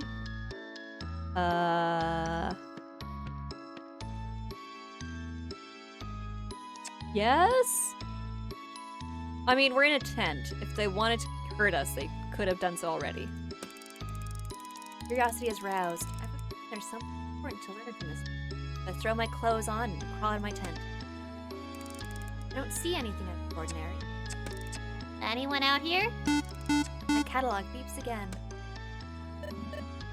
Walk to the edge of the forest. I'm not going anywhere further until you tell me who you are. Walk to the edge of the forest. No! Walk to the edge of the forest. Walk to the edge of the forest. Walk to the edge of the forest. Stop it! Now I realize I've walked to the edge of the forest. As I get closer, here, it's a small posy of flowers. Pick them up, and several of the flower heads are missing. My catalog beeps. Follow the petals. And that's when I see a trail of orange petals, the same colors that I am holding. Well, I've come this far, no turning back now. Begin to walk. Nervous, so I call out. Hello? No answer. Louder this time. Hello? Hello? Hello? Who is that? Who goes there? Major? Is that you, Floofy Butt? I really wish you wouldn't call me that here. Why on earth do you think you're playing at? Galvanizing around in the forest in the dead of night, causing a ruckus. Oh, Major, you don't know how pleased I am to see you. I need your help. Then this can't wait until civilized hour. I'm afraid it can't. I'm not the one investigating this. I've been getting messages from an anonymous source asking me to follow them around the forest. Look, they've left this trail. Pendula maritima, marigold, herb of the sun. They're said to represent creativity, though some believe them to be the symbols of cruelty. Your knowledge is always so impressive, but I have to say on this occasion it's not very comforting. Floofy Butt goes striding off with purpose. Come along then, Michael. Are we going to follow this trail or not? Shuffle awkwardly behind him. Before the sun comes up, eh? We continue for a short while and notice the petals are getting more sparse, becoming difficult to see, until eventually they seem to run out, and we find ourselves at a small clearing. Well, it appears somebody's been playing a joke on you. I sadly agree. This has been nothing but a wild goose chase. This seems so, Major. I'm sorry for dragging you into this. Let's get back to our beds before we waste any more precious snooze time on this fool. I turn to Fluffy Butt. Notice his back is arched and fur is puffed up, making him even more floofy than usual.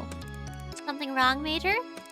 You tell me, human, does that pile of rocks look interesting? Amongst myriad rock piles, I notice a small, contrived-looking cairn. Floofy Butt's right. It looks far from natural. That looks like it's asking to be inspected, Major. Well, we'll get to it, Maple. You're the one with the thumbs. I begin to dismantle the small mound, rock by rock. It's not until the foundation stone is that we find a manila envelope. Major, look! It's a letter! Looks rather large for a letter, my dear. I think you ought to open it. Here? Or back at the base? Having got you this far, I think it's only fair that I have equal share of the spoils. Foils? Yeah, perhaps we should look right now. As I'm speaking, I pour into the envelope. Well, out with it. It looks like drawings? What sort of drawings? I'm not sure, but they look quite old. Antique, even. They have any value, human? Probably to someone? They appear to be sketches of people on the island, but I don't recognize anyone.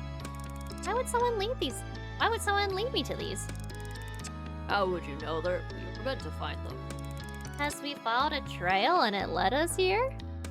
Actually, the trail ended a while back. This is a mere I hardly see intrigue in a ripples. They have no artistic flair at all. Even so, I'm starting to hang on to these to see if they prove relevant to whatever mystery is unfolding here on this island. Floofy Butt rolls his eyes. You'd ought to focus more on the clues that matter instead of running around in the middle of the night on a wild goose chase. Let's head back before anyone discovers you're missing. Roll the drawings up and tuck them into my waistband. I will study them when I have more time. I think Floofy Butt is probably right, and I don't want to miss a trick. Got some... Finally, a sensible suggestion. I head after Floofy Butt, struggling to keep up. I really need some.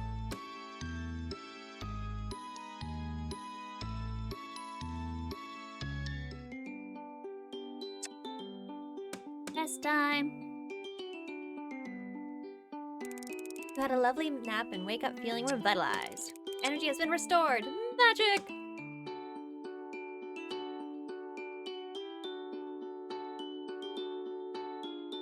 Alright. Romance.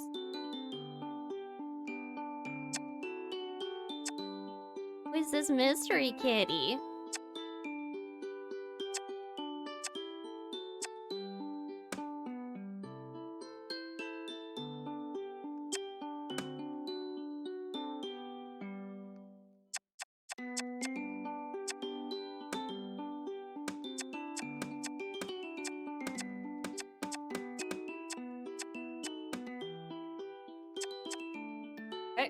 Guess we're doing some romance.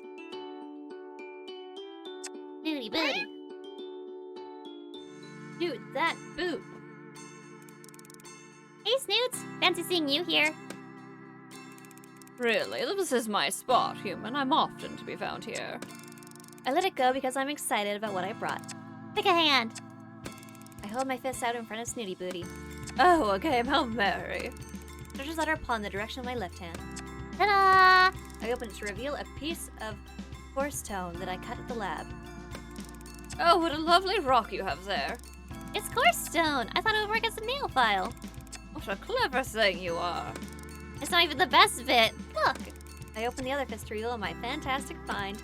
Oh my, what is that thing? It's nail polish. I found it at the lab. I have no idea who it could belong to, and honestly, I don't want to think too much about it. But I figured I could borrow it for one short hour without anyone missing it. And it looks like just your color. I squint at the bottom of the bottle. It's called Desire. I raise my eyebrows at the Sphinx. Oh, nail polish you say. Show me, human. Suddenly seems more interested. Don't put actual nail polish on your kitty cats. It can be dangerous. They make special cat and dog nail polish that's non-toxic. Can actually buy for your pets, but it has to be very specific. Don't put real nail polish on your cats. Or your dogs. I thought I could try giving you a salon-style manicure benefiting a lady. Oh, how sweet of you. Now, shall we sort snacks and drinks first? Oh, I came straight from work, so I don't really... Oh, never mind. It won't take you more than a moment to fetch a coconut. Then we shall begin. Can't believe I'm actually doing her bidding. You have to hand it to her. That air of entitlement certainly gets her what she wants. I'm back quickly and out of breath. Within minutes, we settle into our session. Tell me if this feels uncomfortable. I've never done this before, so guidance would be most helpful. It's surprisingly satisfying. I can see why other cats might engage in the process of scratching at trees and rocks. I always thought they were hunting for termites like the little scavengers. Next foot. I have finished her hind legs and I'm onto the front paw. This still works really well. Did I tell you how I cut in the lab? I don't believe you did. So how does this nail polish work? Is it like paint? I ignore her rudeness. Exactly. Paint it on and wait for it to dry. Revel! There's a rabble. You can get 3,000 rings of power. I've never painted someone's nails before, so this will be a new experience for both of us. I open the bottle and make the first stroke. Try to keep as still as possible. I think you'll find I'm statuesque in my stillness. Your hand is less so. I know, sorry. Your nails just are so tiny. I'm trying to color them within the lines. What lines? Never mind, it's a human thing, I guess. I'm not sure I care for the smell of this nail polish. Really? I quite like it. Reminds me of pear drops. Of what? Oh, sorry, another human thing. Wow, look though, your paws look fantastic. It ends in 15 seconds. Type exclamation point join to join in the raffle for 3,000 rings of power. Look at her! The long, sleek talons are glinting shiny red in the sunlight. Oh my, I am spectacular! She extends her paws momentarily and presses them into my arm. Not enough to puncture the skin, but if I tried to move it would hurt. For the first time, I appreciate what lethal weapons they could be. I must keep that in mind. So come on then. I take out my catalog. Come on, what? Pose for the camera. Oh goodness, I didn't realize this was going to be a photographic session also. How exciting! Warp Waffle has won 3,000 rings of power. Noise. Yeah, well, I'm gonna have to remove that varnish before I go, so I thought it'd be nice to have a photo. Remove it? The Sphinx looks appalled. Whatever for? Oh, Snooze, I'm sorry, didn't I say? I can't leave it on you permanently. It would have impeded the natural retraction of your claws. Then I shall leave them extended. Can't do that. Her expression darkens. I beg your pardon? I thought for a moment that I heard you tell me what I can't do. Surely I was mistaken. I don't know if it would impede on the natural... Oh!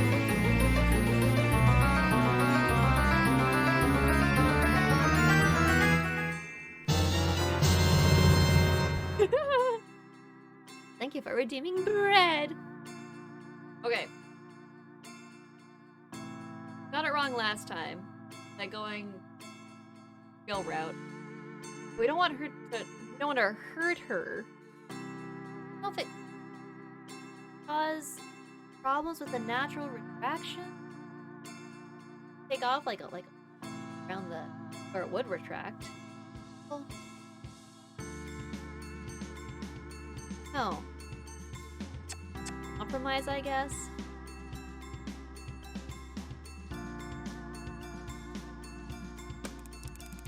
No, Snoots, you heard me perfectly well. I must insist that you allow me to remove it. Insist.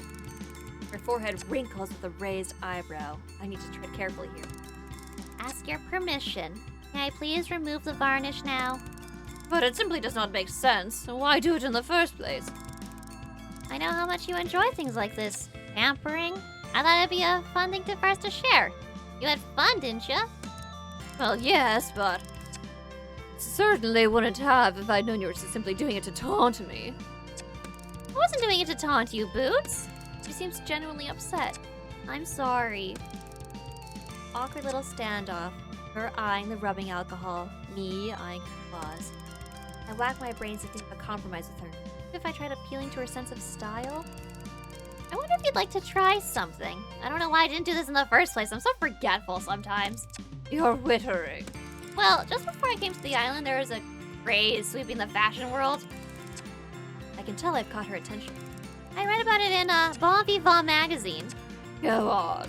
It's a French thing, apparently. Snooty Booty cocks her head to the side. It's called, the Pinky Flick. Lèche Rosé. He's going for it. I feel encouraged. I'm thinking on my feet. All the celebrities are doing it. Doing what? Having their pinky nail painted while the others are left natural. Just the one nail. She looks intrigued. Yeah, it really does look striking and, à la mode. Show me. Bullseye. I go straight to Snooty's paw in mine, but she snatches it away. No. Show me. I pause, uncertain what she means. Then the penny drops. She wants me to paint my own pinky nail with desire. Oh, gladly. I suppose I should have expected Snooty Booty to attempt to groom me at some point. Here goes. I wipe the bright red polish on my left pinky. What do you think? Looks à la mode, right? Hold my pinky finger to the corner of my mouth coyly. Well, I just suppose it does look rather fetching. I'll make a deal with you, human. I will wear my nails à la mode if you promise to keep yours painted for the rest of your stay here. It's a deal. I doubt that such a tiny amount of varnish will cause her too much harm, and it will come off naturally quite soon anyway. But on the other hand, it's going to be more permanent.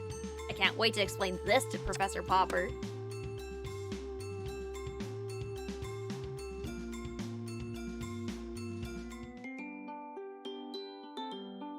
Alright.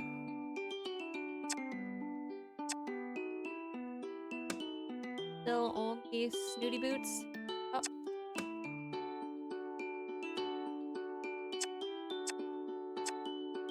Let's do a recon.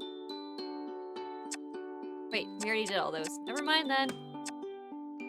We're going on a date.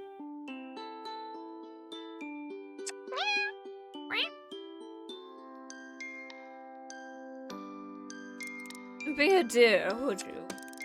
Snooty Booty has a habit of holding out a limp manicured paw for me to massage. I resignedly oblige. Oh, do you know, that reminds me. I have something for you. Something for me? Oh, look at you with your mouth agape. Do close it, you'll embarrass us both. I'm sorry, I just didn't think you'd ever expect. I just didn't expect you'd ever think of me when I'm not with you. Ah, you do make me laugh, human. Oh my, are you serious? Well, I'll have you know I think of you a great deal. You are my most faithful object now, don't you know? If you want your gift, carry me further down the beach and I'll show you where I hid it. Cradling the hairless cat like a baby, still barefoot along the beach, Snooty Booty directs me with a wave of her paw every now and then. After a while, she loudly commands that I stop and put her down. Here. Snooty says with a regular level of enthusiasm, pointing a perfectly filed claw at a mound of... I buried it. I suppose you want me to dig it up then, eh, Boots? Ah, you always know what to say to make me laugh. It's quite a talent, I tell you. With a sigh, I start digging. Thankfully, she didn't bury very deep, and after a few seconds, I find a small object wrapped in a silk scarf. We wouldn't want sand getting into it now, would we, dear? Snooty Booty says with a small smile. Carefully open the flimsy silk bundle and the contents over my hand. A little black tub with a plain label stuck to it that reads, Skim Cream P103. Do you love it? What is it? Oh dear, can you not read? Yes, it says skin cream. But I don't know exactly what that entails. Oh, you see, one massages skin cream into one's skin. Yes, I understand that, Boots, but whose is it? Where'd you find it? Well, it's yours now, human. I roll my eyes and further inspect the tub. It's very small and plain with no cosmetic logo or name to be found. I pop the plastic lid and sure enough, it's filled to the brim with goop. I scoop some out with my index finger and smell it. It smells disgusting, like bin juice or something. Boots, I can't put this on my skin. I'll attract all sorts of bugs and wildlife. Oh, come now, we must suffer for beauty, mustn't we? What's in this stuff? Where'd you get it from? All I ask is you try some on your skin and tell me you don't see instant results. Oh, Snooty, have you been using this? Of course. Without knowing where it's from? But I know exactly where it has come from. Well then, would you found the secret? Oh, calm down, human. You'll give yourself more wrinkles. Let us take a moment to ponder how my generosity in giving you a thoughtful gift has developed into you interrogating me in such a brutish manner. I take a deep breath. Snooty Booty, I do apologize and thank you sincerely. Of course, I'm touched by your generosity and consideration. However, I'm also quite concerned for your welfare. Did you take this from the lab? Oh, no, not at all. Oh, thank goodness. I took it from the stockpile behind the lab, where the fire pits are. You mean the incinerators? Snooty, did you take this from the toxic waste bins? I have no idea what they're called, but they routinely give forth the most incredible produce. Waste is indeed. God, sorry. I think you'll find that toxic is the objective word in that title, Snoots. The contents of those bins are meant to be burned.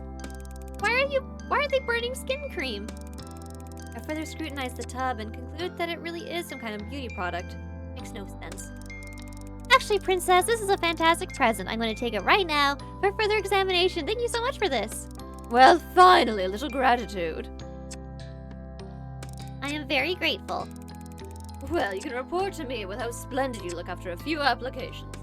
Oh, I will. One thing, though, Snooty, just to be clear, have you been using this? But of course, I wouldn't recommend something without trying it myself first. And no problems? As you can see, human, my skin is smooth and as clear as porcelain. Yes, so I incinerate it. Speak up, human, you're mumbling. Nothing, Snooty. I just need your word that you will not use any more products you find near the lab again, okay? Oh, I see your game, human. You want to be the fairest of them all, eh? No, that's not it at all. Very well, human. I shall go au natural for a while and see how, without even a touch of skin cream, I am still as radiant as a star. Okay, Snooty. Challenge accepted. Indeed.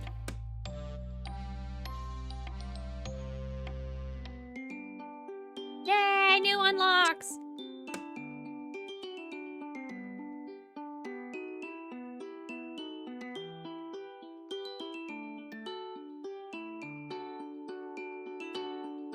Everyone's still enjoying this? You can say no if you're not enjoying it, by the way.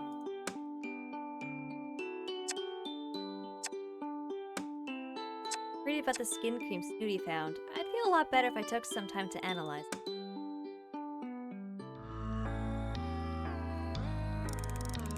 Snooty Booty found this skin cream out by the incinerator. A lot of questions. Where are there cosmetics here in the first place? I decided to run some tests on it. Snooty Booty developed some nasty welts after using this cream. What? Never said she did. I want to see what it's made from. The feeling this is not something the professor would want me to be found in. So I've come to the lab late at night to make sure I didn't. Quickly able to identify one common natural skincare ingredients, like shea butter and chamomile. But there are some other components I can't immediately identify. What else could be in this stuff?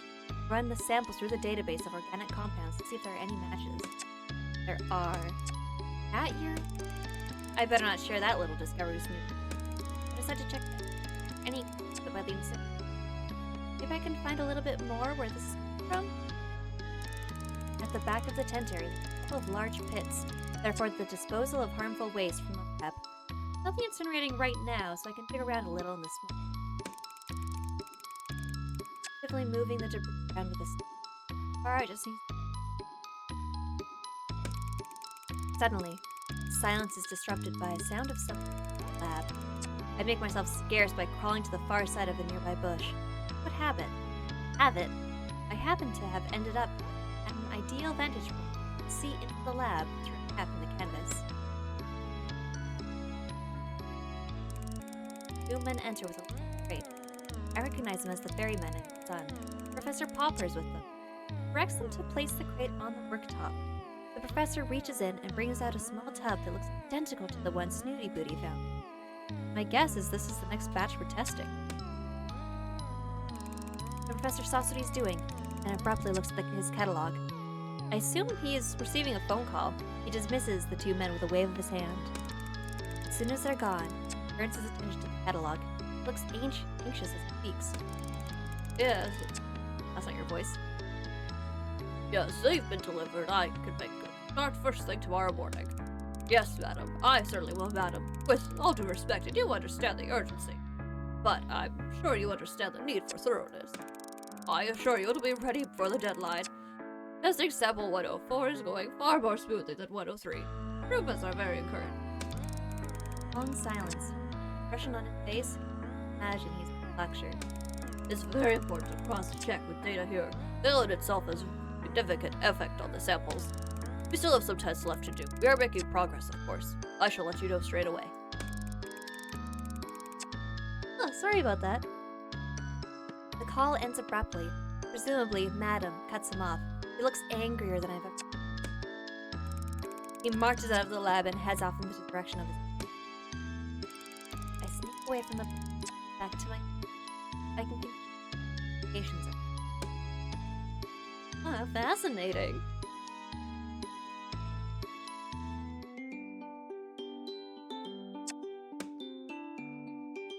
Time to rest. Yay!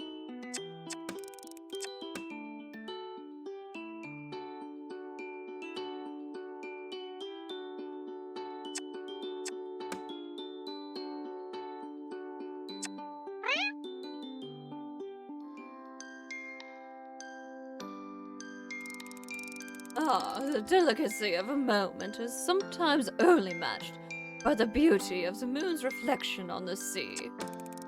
Snooty Booty turns her big, shiny, silver eyes to me. Human, I have lived a long life, and only the first of 9, don't you know? It had been much the same for as far back as my fragile memory reaches. Seeing the moon reflected on the sea would once mean only that I had stayed awake too long, and that I shall see the same shade of gray reflected in the circles under my eyes the next day. However, seeing how you conduct yourself, a human with the grace of a drunken fruit fly, and yet the most confidence of red-bottom mandrill, has left me quite inspired. Not care one bit about how you look. I subtly try to comb my hair with my fingers as Snooty Booty turns her attention back to the moon. I have found, since meeting you, that when one cares less about one's appearance, finds the capacity to care more about other things. Is that so, Boots? Quite so, human, indeed. I found it rather freeing to bathe in salt water sometimes, which not long ago would have caused me to turn gray with anxiety. In that same vein, I feel I am owed some thanks for teaching you a thing or two about proper skincare. Snooty, your demand that I use the night cream caused me to break out in hives. But once they subsided, you were left with a very healthy glow. Sigh. Mabel, Yes, Snooty Booty? there's a poem I half remember. The words have become irrelevant, but the sentiment is so enduring that it is almost enough to cause me to weep at the thought of it. Music is also like that, don't you find? And smell.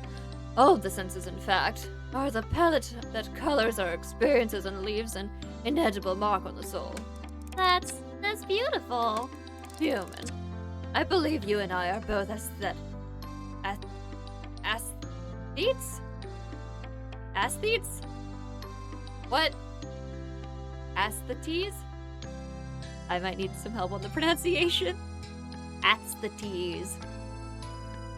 It's like aesthetics, but without the X. Oh well. What? We share an artist's appreciation for the seduisant. And again, what? Really, do try to keep up. I've never seen that word yet.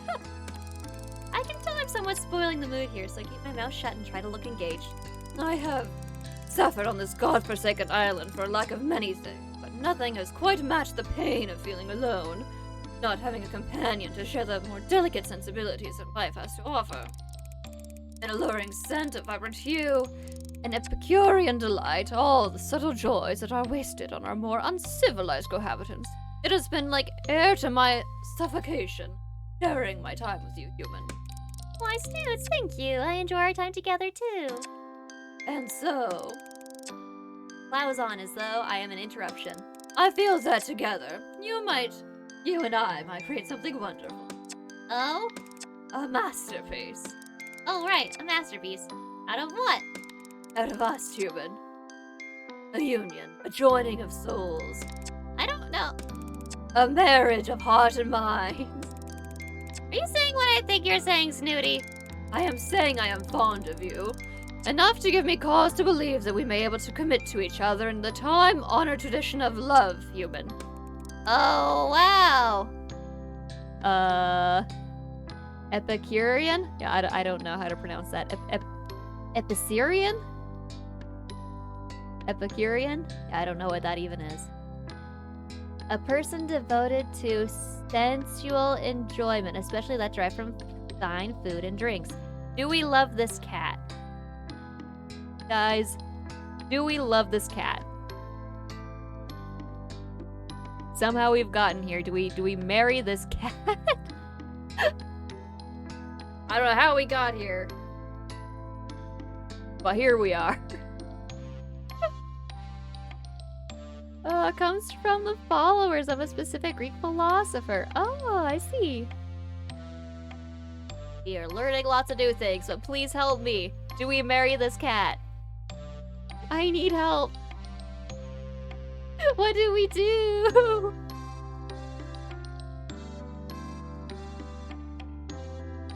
I just wanted to get to know the cats, not end up in holy matrimony with a kitty cat. That just seems wrong.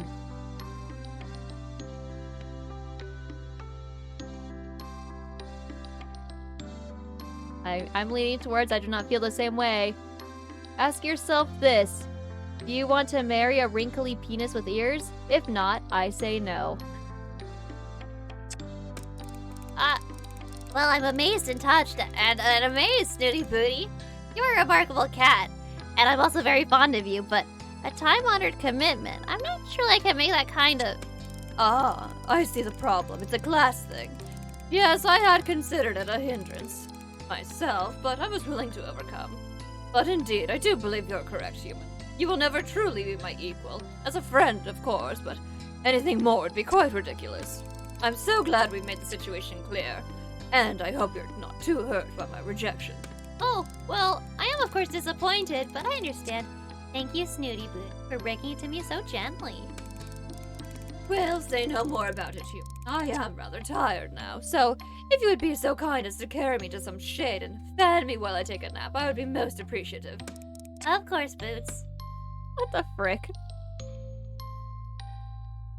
Okay.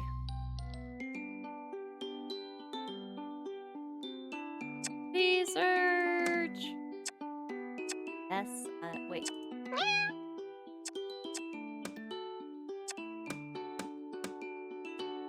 Research!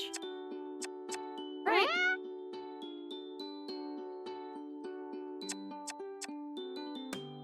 Today I'm off on a field trip of sorts with the professor. I can't wait to see what he's planning to show me.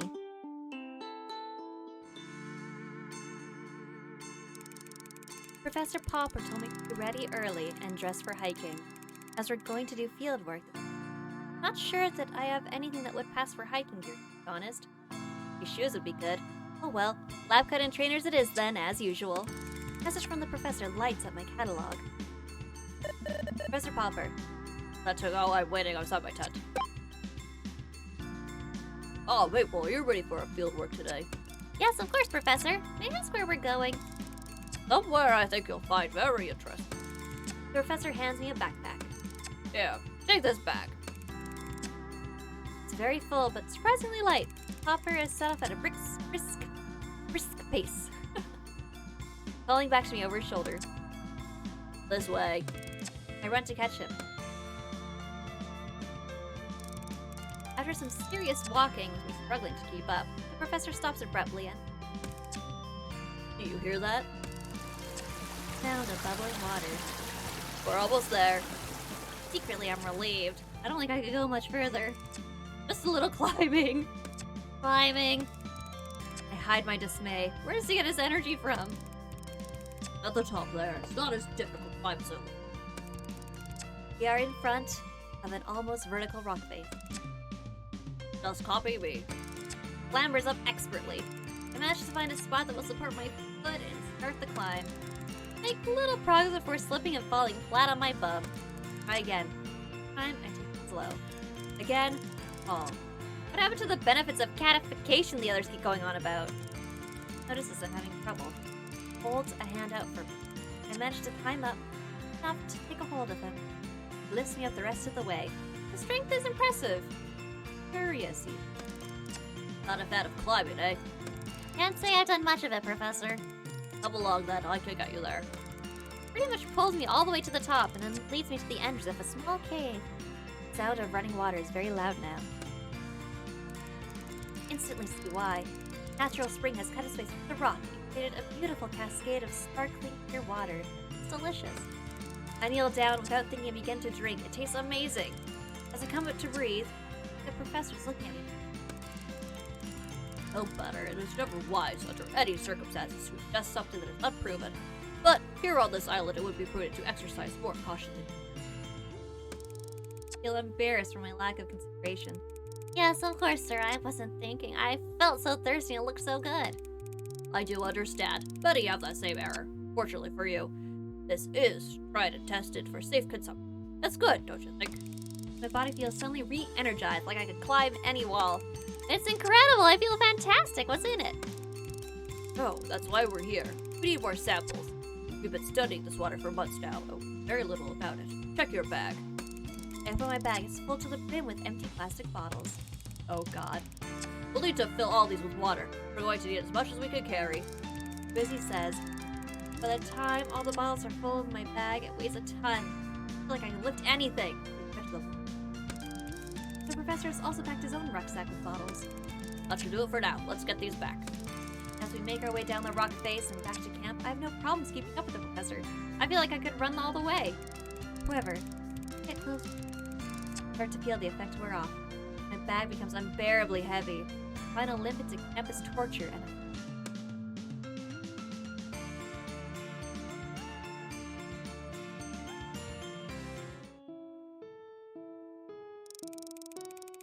I left my packed bag at the end of the jetty.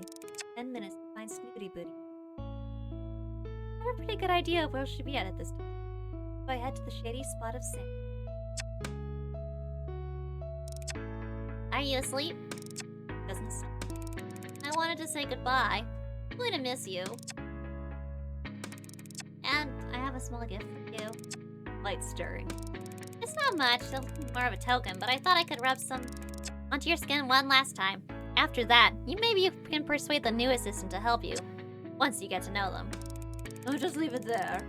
I can't be bothered right now. The new one will do it later. We're all ready, firm friends. I know she's fibbing, but I respect the way she... Bye then, milady. It's been a real privilege. Yes, I dare say it has. I'll be back before the winter. I have so much information about the sickness and possible cure that I can't see it taking much longer than a few months to make a successful antidote, especially with all the expertise on the mainland. It may only take weeks.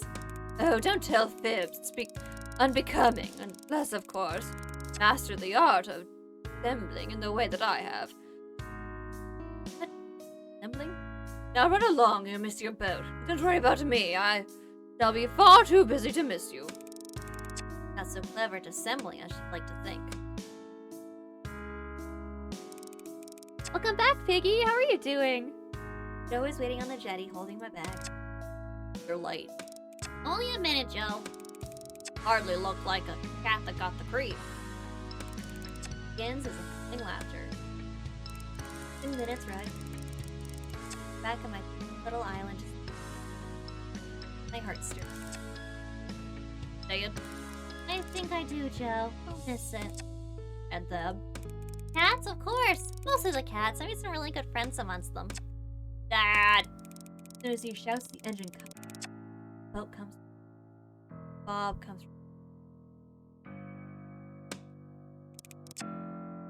This one no good, son? No, Dad. This one's good. Not the cat's whisker. Begins to laugh again, and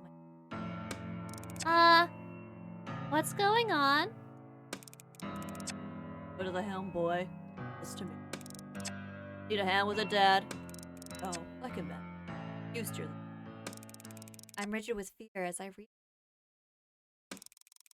We have some kind of problem here, Bob?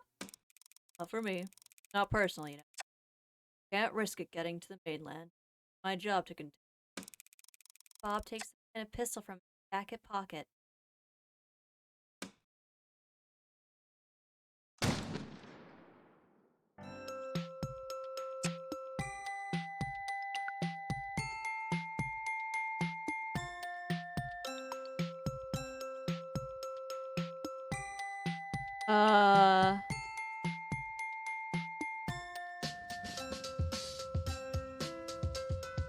Did you just get shot? Yes, I did. Ending achieved. Friction. Our relationship side was it's complicated with Snooty Booty, and we had 2 successful dates.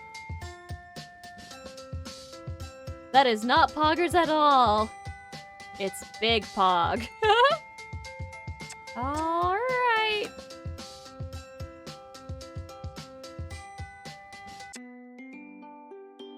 Oh. Oh. We play all of these.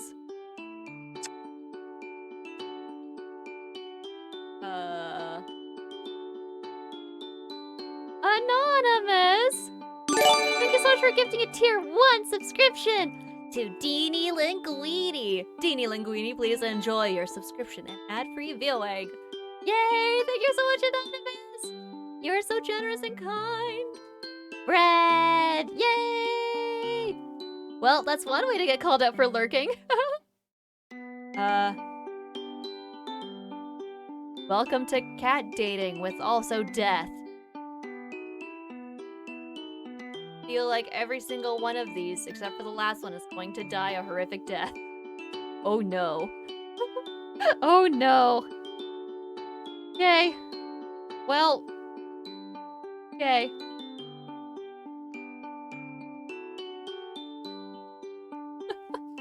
I'm super sleepy. You're going to bed. Aw, alright, Luna.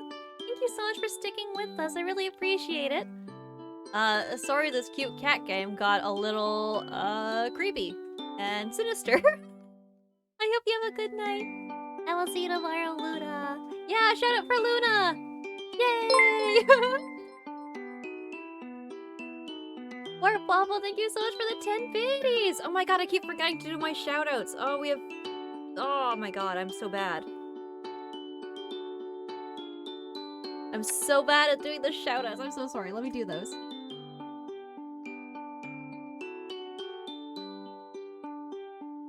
Big shoutouts to Baku-san, who is currently playing Final Fantasy VII Remake. They're also gonna be friend's son who was diagnosed. So do stick around for that. Also, shout out to Welcome, Moverment. they were last playing Red Dead Online with us. Cowboys. He mostly streams art, but she's wonderful.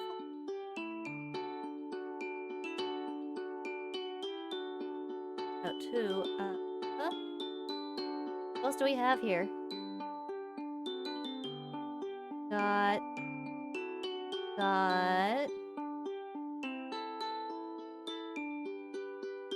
Zen. Let me say Zen.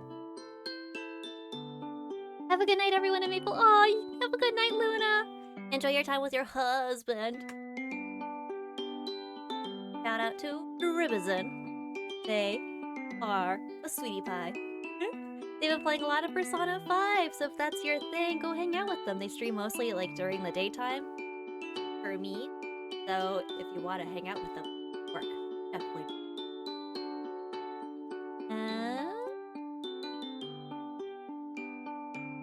I think that's everyone we have. Yeah. If I'm missing someone, please yell at me.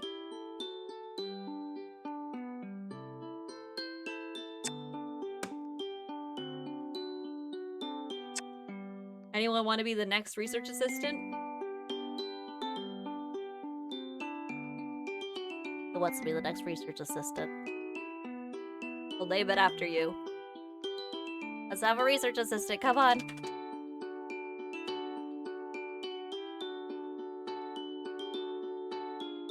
Next person to chat in chat gets to be a research assistant. Me! Warp Waffle it is! Warp.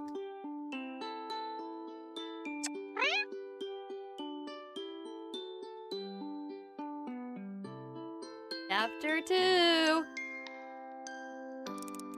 Finally here. So this is the Cat Island. Place I'll call home for the next 2 months.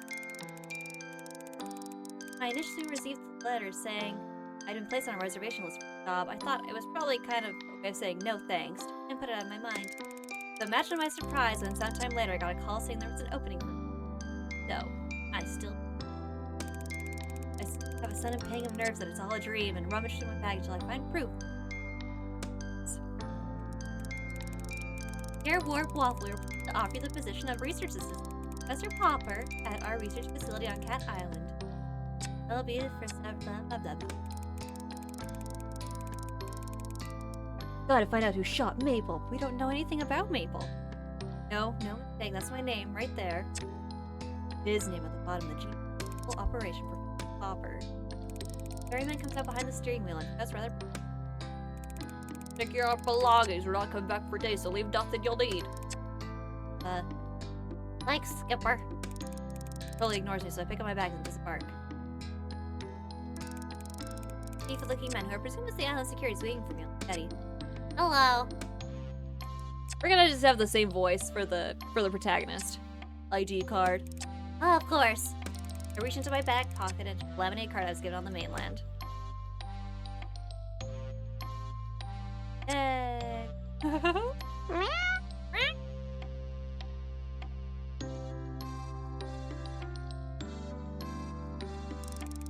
Gray looks at it before striding off, grunting over his shoulder. This way. Follow him down a jerk, bark, bark, bark, bark, bark, bark, bark, bark. It's beautiful. After no more than a couple of minutes of trekking, base camp is modest but functional. A bit like glamping, really. Here. Stop at the largest of the. As I enter, the professor looks up for us. Ah, come in, come in. You must be Warp Waffle. Delighted to have you on board. Thank you, sir. It's an honor to meet you.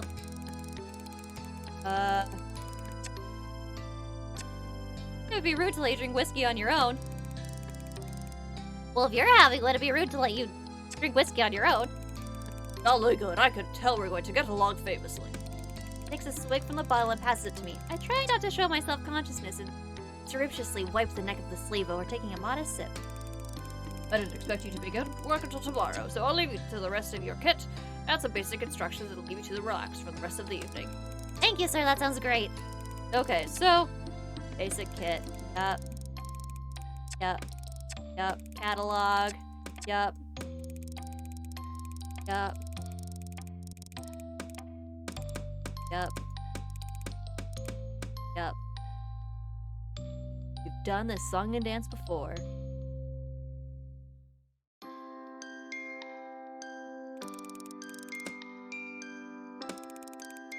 Oh, jeez. Go back. Heck. I hecked up. There was a... You're lagging hard. Oh no! Warp Waffle! There was a divot in the duvet. An absolute goldmine of information. It's going to get me up to speed on how it all works around here in no time. However, it seems something else was happening here on the island. Something that was troubling them. I get the feeling there's more going on here than the professor would have let me know. In spite of my increasing tiredness, I continue to read, and the journal gets weirder and weirder to the point of I'm not sure whether I'm still reading, or if I've dozed off and I'm now dreaming, talking cats and kidnappings. Eventually I lose the battle and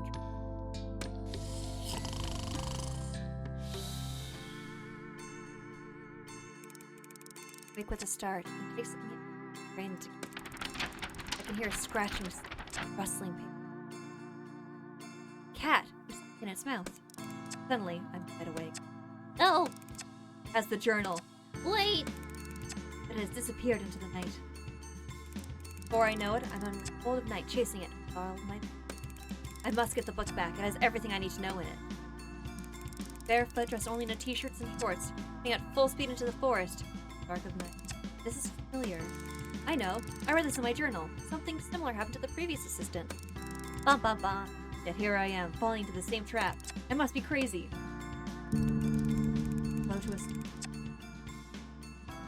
Thick. I realize, of course, I'm close to the danger zone. Everything goes black and I fall to the ground.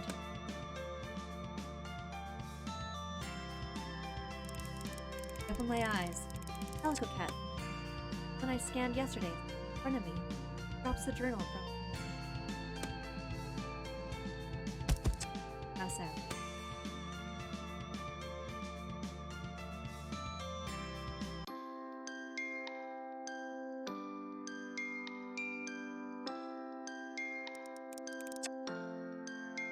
Hello, I say, can you hear me? Are you okay? Here we go again. Move back a bit, let them breathe. It hasn't been bitten. Pink's cat stands over me, staring at his eyes. Yes. Yes, definitely bitten. Look at his hand.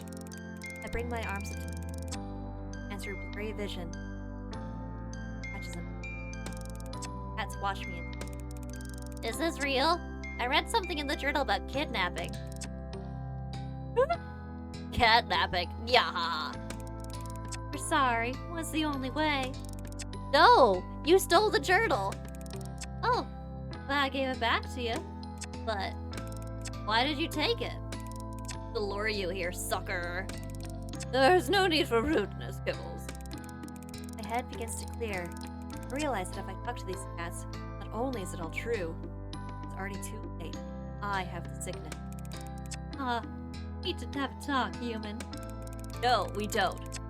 I know what's going on here. I read it all from your last victim. Wait, sorry, wrong voice. Now, Cara, it's not very... Cara, it's not very nice. First, thank you. What? How did I lose the Irish? Now, blah, blah, blah, blah, blah.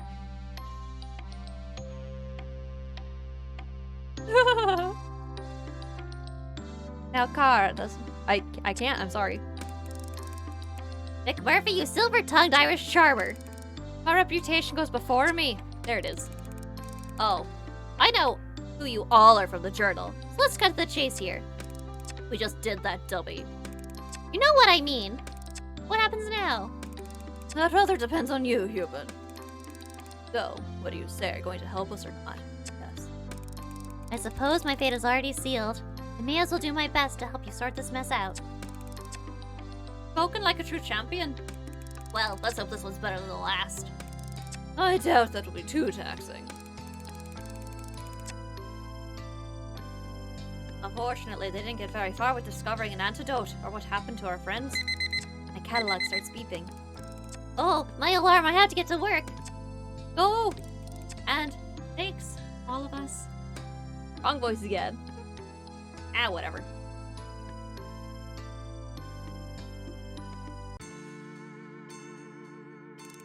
I make it back to the lab quickly, considering how little I've slept. I wonder if that's one of the effects of the... I imagine my agility levels would... Strangely excited about getting to work on the antidote. Sort of challenge. It's about to enter the lab and begin work. My message. Some things are... I didn't even click. Anonymous. I don't have time to work out this puzzle right now, though I'm already going to be late for work if I get to move. The professor's already working when I arrive, but miraculously I'm not late. There's no fuss. I get through the day as efficiently as possible and head back to my team. I want to get to grips and find out all I can as soon as possible.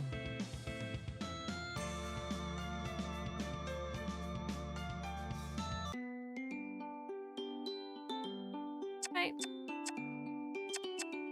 Romance! McMurphy this time, for sure.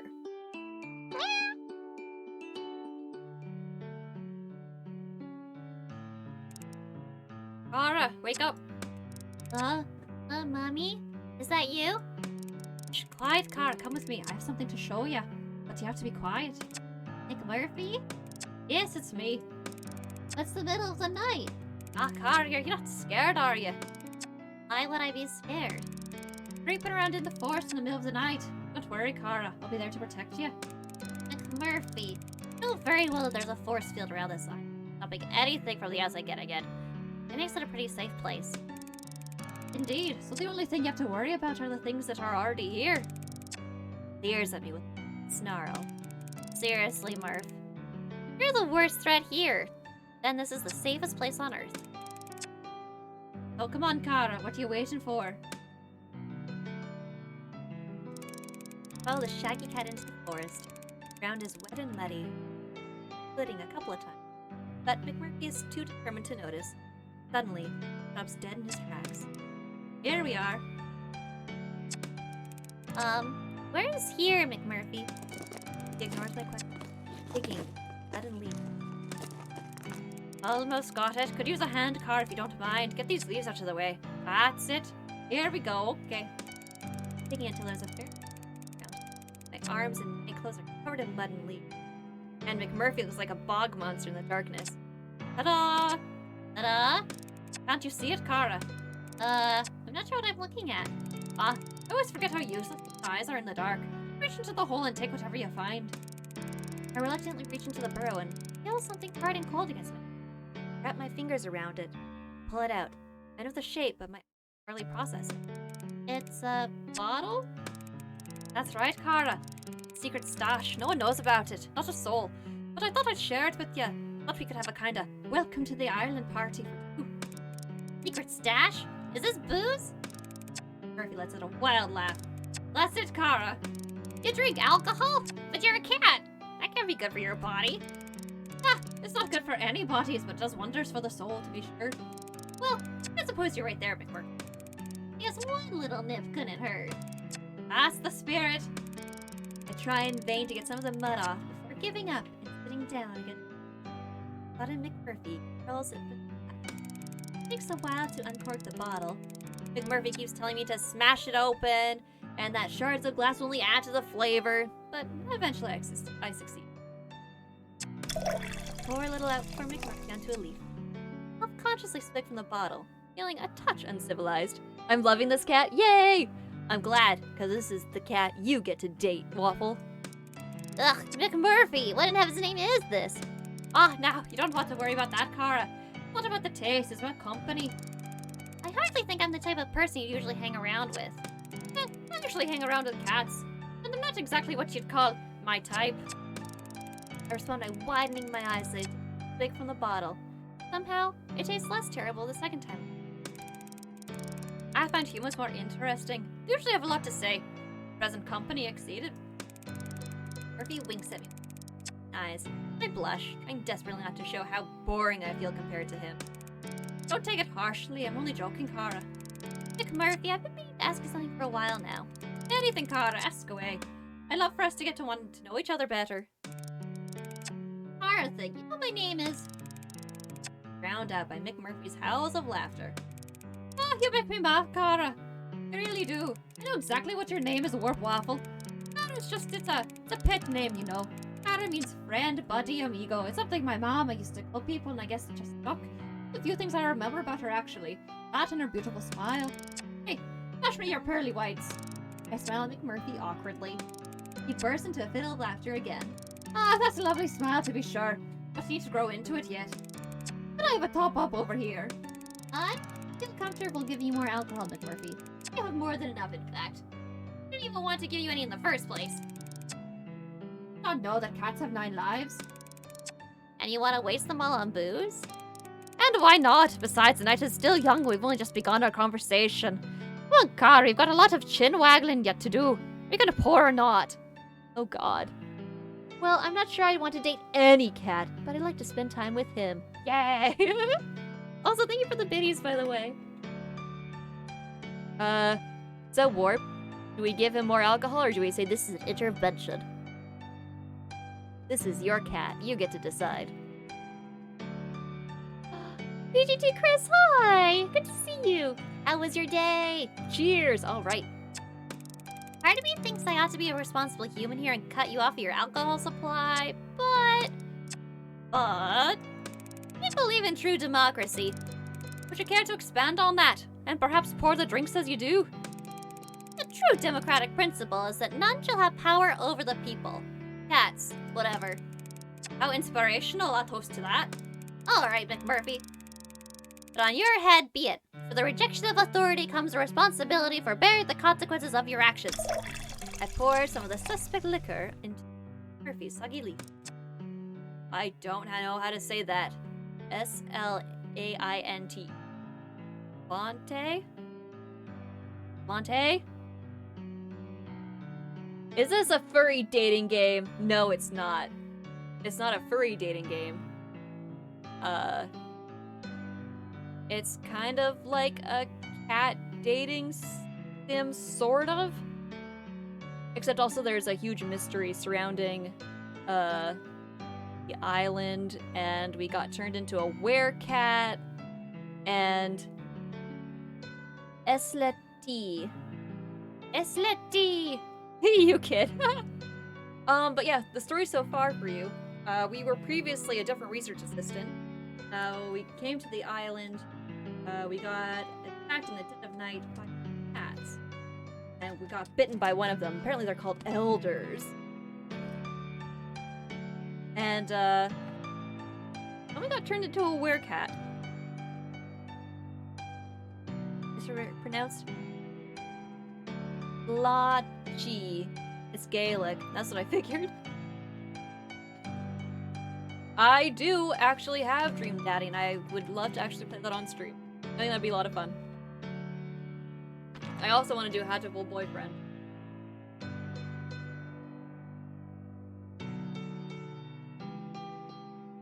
But yeah, so we did a lot of research towards a potion or an antidote to fix our cat transition.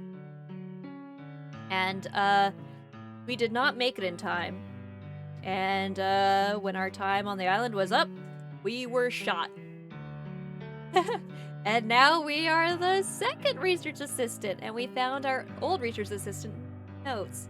So we have a leg up this time, but unfortunately, pretty sure this character is also going to die. But we get to go on some dates with cats. More just trying to get to know them to see if they tell us anything about the weird happenings of the island. Ah! Dropped a pistachio. Okay. No, don't kill me. I don't want to kill you. I just, am pretty sure you're going to.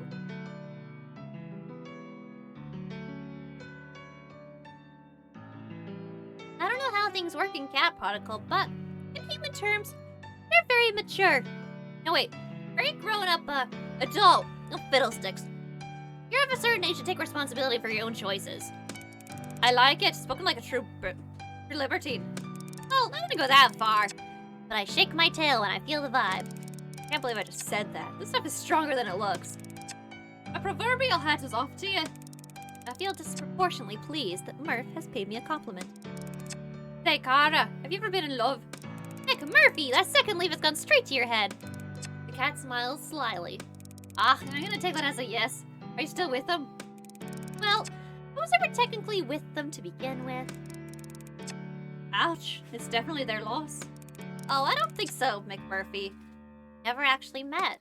Ah, you're not saying one of those, internet stalker types, are you? Them catfish that Kibble tells tales of? No, McMurphy, gosh. It was Bowie, okay? I was in love with David Bowie, you know? Murphy frowns and shakes his furry head. Those eyes so great I could stare for 1,000 years, you know?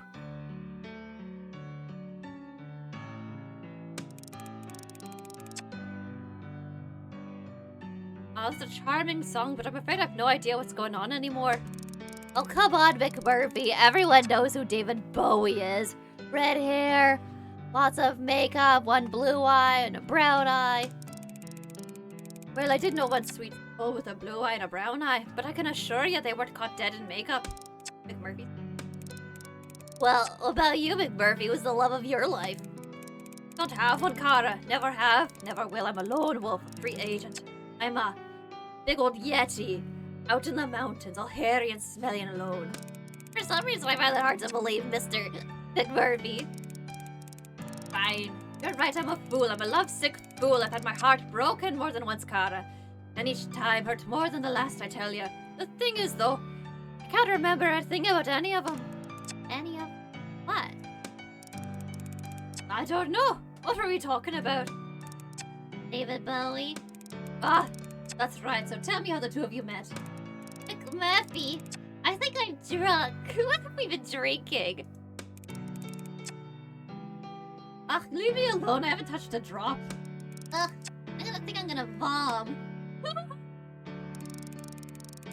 Wake up in the forest with a half-empty ball in my hand.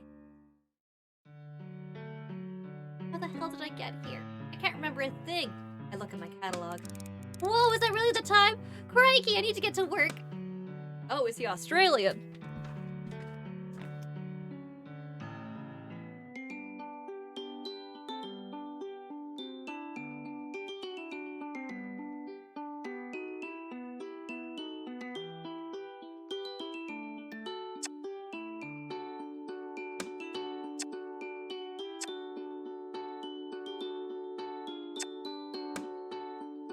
I never thought I could add feline hairstylist to my CV. It looks like today's my lucky day.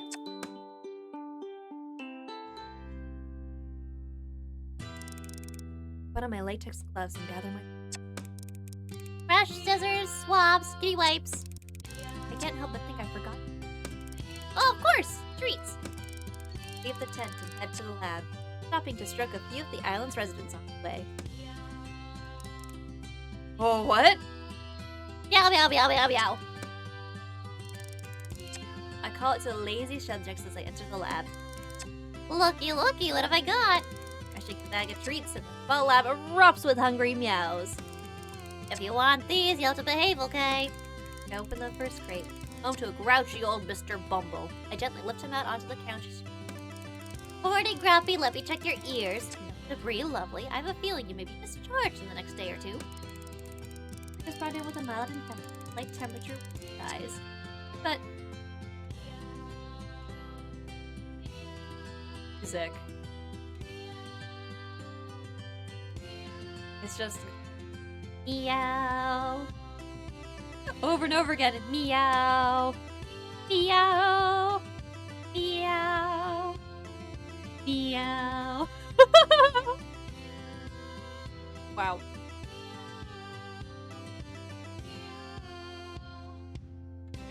I'm going to recommend to Mr. Palford that we release him by the end of the week. I give Mr. Bumble a deep cuddle before I get to brush his matted fur. Wow, where's all this come from? There's enough fur to make another cat. Mr. Bumble's beginning to get agitated and lets out a dismal rumble. I know, it's annoying. I just gotta trim you a bit and get back to sleep. Kindly lets me cut off some of the hair around his bum and the back of his hind legs. Meow. Meow. Aren't you a good boy? Here we go, nom nom. I pour some little fish-shaped treats into the counter, and the ragamuffin practically inhales them. Now, let's get you back into your cozy crate. I tuck him away and open the next one. Your turn, Socks. Just a pen and color, yeah? I play Pokemon Go every day. Right. I play Pokemon Go. Mew, mew, mew, mew, mew, mew, mew.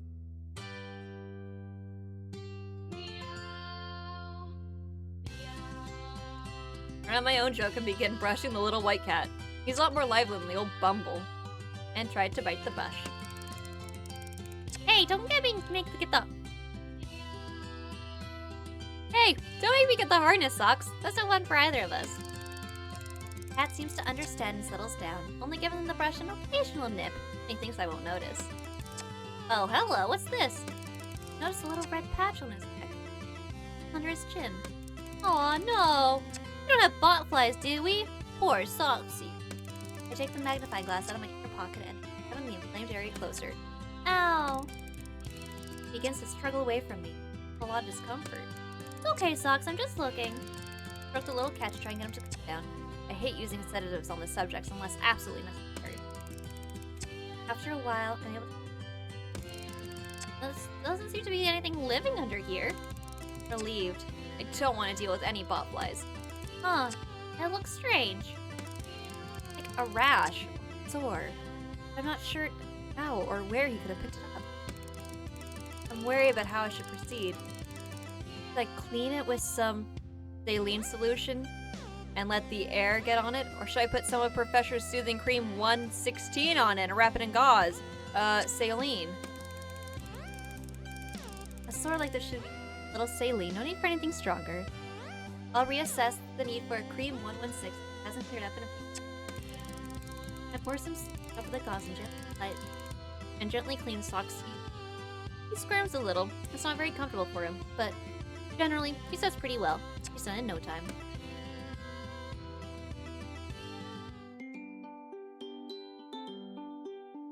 Ouch, I may have had my volume too loud for that one. I'm very sorry. Let me turn OBS down a little bit here. Okay. OBS is quieter now.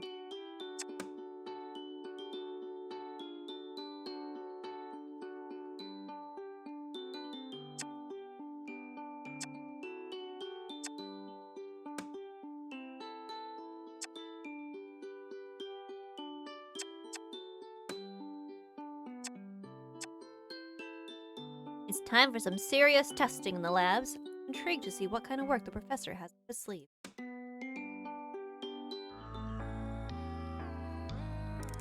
My stomach is queasy. I really don't want to do this. It's strange.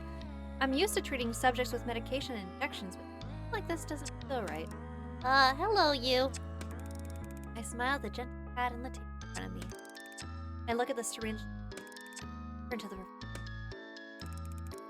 What are we testing for with these meds again? He looks up from his desk. Is there a problem, Warp Waffle? I've already told you it's supposed to stimulate hair growth. Why do we need to stimulate hair growth? Why indeed. However, ours is not. No question why, Warp Waffle. The likes of you and I perform the tasks set out by the people who pay our wages. Such is life, eh? The professor returns to his work. Stand in the car. Look back at the little cat. Smokey. He's a Lyoki cat with very short, fine hair. So sweet. Suppose the professor's right. This is just my job, and although I feel terrible, I find a way to ignore the pain of guilt and inject Smokey with the medication. It feels, but it's over quickly. How long does it usually take? The professor looks up again, slightly irritated. I don't know, Warp Waffle, but you're being paid to find out that, aren't you, my dear? Oh, yeah, of course. Make a note of the time and observe. After 5 minutes, will change. 10 minutes, still no change. After half an hour, I think his hair looks a little different, but I suspect my eyes are playing tricks on me. An hour in, and all of a sudden I can see the hair visibly longer, and it seems to be continuing to grow. I must say I'm very impressed and confused. I decide to take a tea break. Nap for a while. Can I get you a cup of tea, Professor? Oh no, I don't know. You can tolerate the foul stuff they brew up in the mess tent. I have my thermos of coffee, thank you. Fair enough, I'll be back in a bit. Don't tell me the cat dies while we're away. It probably dies while we're away. Yep. Oh wait, no. I've only been gone for 10 minutes at most, but as I enter with my mug of tea, I instantly notice the drama taking place in Smokey's cage. I find it hard to stifle a laugh. Oh my goodness, Professor, have you seen this? The professor looks up, exasperated by another interruption, but then notices the cage. Oh dear. Well, don't just stand there, Warp Waffle, get him out. I open the front of the cage and pull out a large hairball that Smokey has turned into. His fur tumbles over my arms, and I cradle the bewildered cat. Well, I never. Very interesting. I think it's still growing, Professor. I do believe you're right. Perhaps we should. Beauty. Perhaps we should consider the clippers. He hands me a small set of silver electric, and I immediately begin using them on the ever-expanding Smokey. I continue to pay for the next 15 minutes until he finally seems to be out of fur. My, that's a lot of hair. That's a lot of nuts. Both stand staring at the pile of fur at our feet. All about for testing and put the rest back. Mara can dispose of it later. Mara? Miss Marigold. Excellent work today, Warp. Most interesting findings. Thank you, sir. Though the results have nothing to do, I'm feeling a tad guilty about still. I place him back in the trauma. Satisfied he's okay. Awkwardly take my leave. Boo!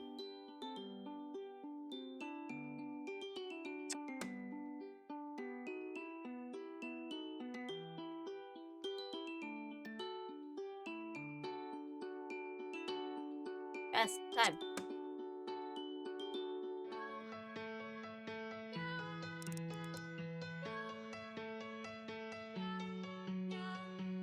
Another Meow song. Let me see. Is that everything I need? Refer to my mom's recipe. Nana's original granola, amended by Mum. Large rolled oats, pumpkin seeds, sesame seeds, sunflower seeds, walnuts, flaked almonds, pecans, dried apricots, dried cherries or cranberries, banana chips, sunflower oil, cinnamon, salt, honey, coconut chips. Oh wait, did I forget to order the coconut? Rummage about in the supply box to arrive this morning. And find the bag they're looking for. Phew! Coconut chip for necessity. Wait. What if I had forgotten them on an island with an abundance of fresh coconuts? Still gonna use island life. The oven to 150 Celsius. Leave it to heat up while I measure out the rolled oats. I've quadrupled the quantity so that hopefully it'll last the whole summer. It seems vast compared to how I make it at home, but it might be disastrous if I ran out. Homemade granola is absolutely essential. I mix the dry ingredients, oats, nuts, seeds, and spices together in a large bowl. Then I add the wet honey and sunflower oil to form a golden, moist consistency. I've actually added a splash more oil than suggested. The mixture is feeling drier than usual. Next, I spread it evenly, then with parchment, partly to save washing up. Whack the oven 20 to 30 minutes, checking often because I tend to burn quicker than I smell always drives me crazy. Toasty, warm honey. Homie, I miss mom. So I add the fruit as it dries and cools, and I put several large glass storage jars. Sure to stuff fistfuls into my mouth as I do. Now we know how to make granola.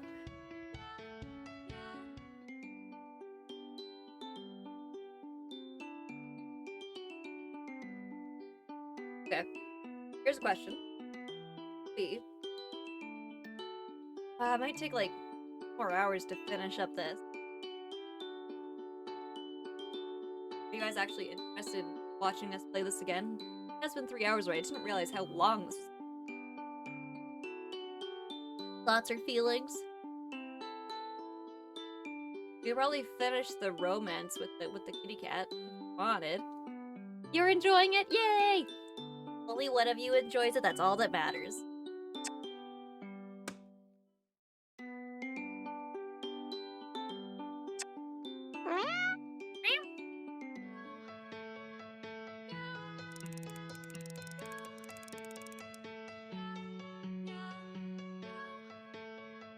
Yay! And Aragorn's up for more too! Yay! Sweltering in the mess tent. Typically for me to get out on cook duty. Hottest day so far. Step out for a moment to try and catch some air. Psst. I'm not sure if I really heard something or if the dehydration is getting to me. I take a swig from a water bottle. Me too.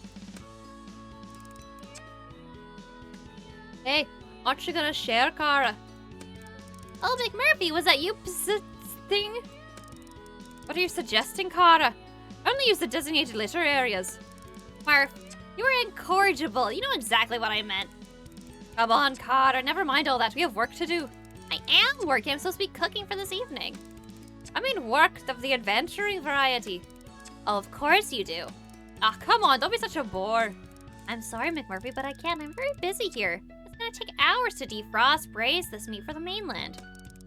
Well, if you come with me, you may end up providing a much tastier dish in half the time. What do you say, Kara? Are you up for the Craig? Craig? Craig? What are you saying? You mean I should just bunk off? That's the spirit. Strip up your apron. Let's hit the trail. But I can't just... What if someone comes looking for me? Leave him a note. Gone fishing. Maybe it's the heat, but I'm overcome with a moment of madness. Well, okay then, you Irish rover. I'm all yours. Ah, now there's a thought. Before I can answer, he is slunk into the thickening of the forest behind the clay cooking. I whip off my apron and follow behind. Wait, Murph, it's too hot to run. Then we really ought to cool ourselves off, eh? He's led me to the cliffs and, without warning, takes a running jump off the edge. I see him fly through the air and watch mesmerized as he cuts through the water. Oh no, Murphy, are you okay? Don't panic, I'm coming! Break is an enjoyable social activity, a good time. Oh! I got off my flip-flops and shorts and followed into the water. I'm surprised at how shallow it is. Able to easily stand. Murph, where are you? Frantically search about, fearing for his safety. Suddenly, I feel something brush against my legs, making me scream out loud. What's that? I look down into clear water and see McMurphy speeding along the seabed like a shark, fast and sleek, and slowly breaking through the surface with something in his mouth. McMurphy, you can swim? What on earth is that thing? Oh my, it's a fish! I can see he's smiling, even with the spread in the way. You can fish? He spits the fish back into the water. There truly is no end to my talents, Kara. You can say that again, but I have so many questions, I don't even know where to start. Catch your breath, Kara. I know I'm exhilarating company, but you need to exercise a little bit of restraint, or you'll be swooning over me next. Relax, the salt water is very buoyant. I copy McMurphy and we both lie with our backs on the surface. It's very calming and tranquil, and I'm finally able to thoughts. I realize I've not had this much. This... Oh cool! I know. Trixie took me here first. Was it the ponder pool? Oh, can you all swim? I thought cats. Before I can finish my sentence, that's it. It's a common misconception that cats can't swim. Hey, it's another thing we excel at. So humble, too. As Nana McMurphy used to say, if you got the trumpet, blow it. What about the fish? Where'd that come from? There are no birds or fish on this island. That's one of the first things they tell you in the orientation. That's just because they don't know. Don't know what? Ah, it's what if I just show you. Come on, Cara, follow me. We swim for a while with Nick Murphy leading the way with purpose. Then he stops. Well, notice anything interesting? Well, the water is much cooler and deeper here. Anything else? Can you feel anything? I stand perfectly still for a moment. I feel a strange sensation around my legs. A worm under the water.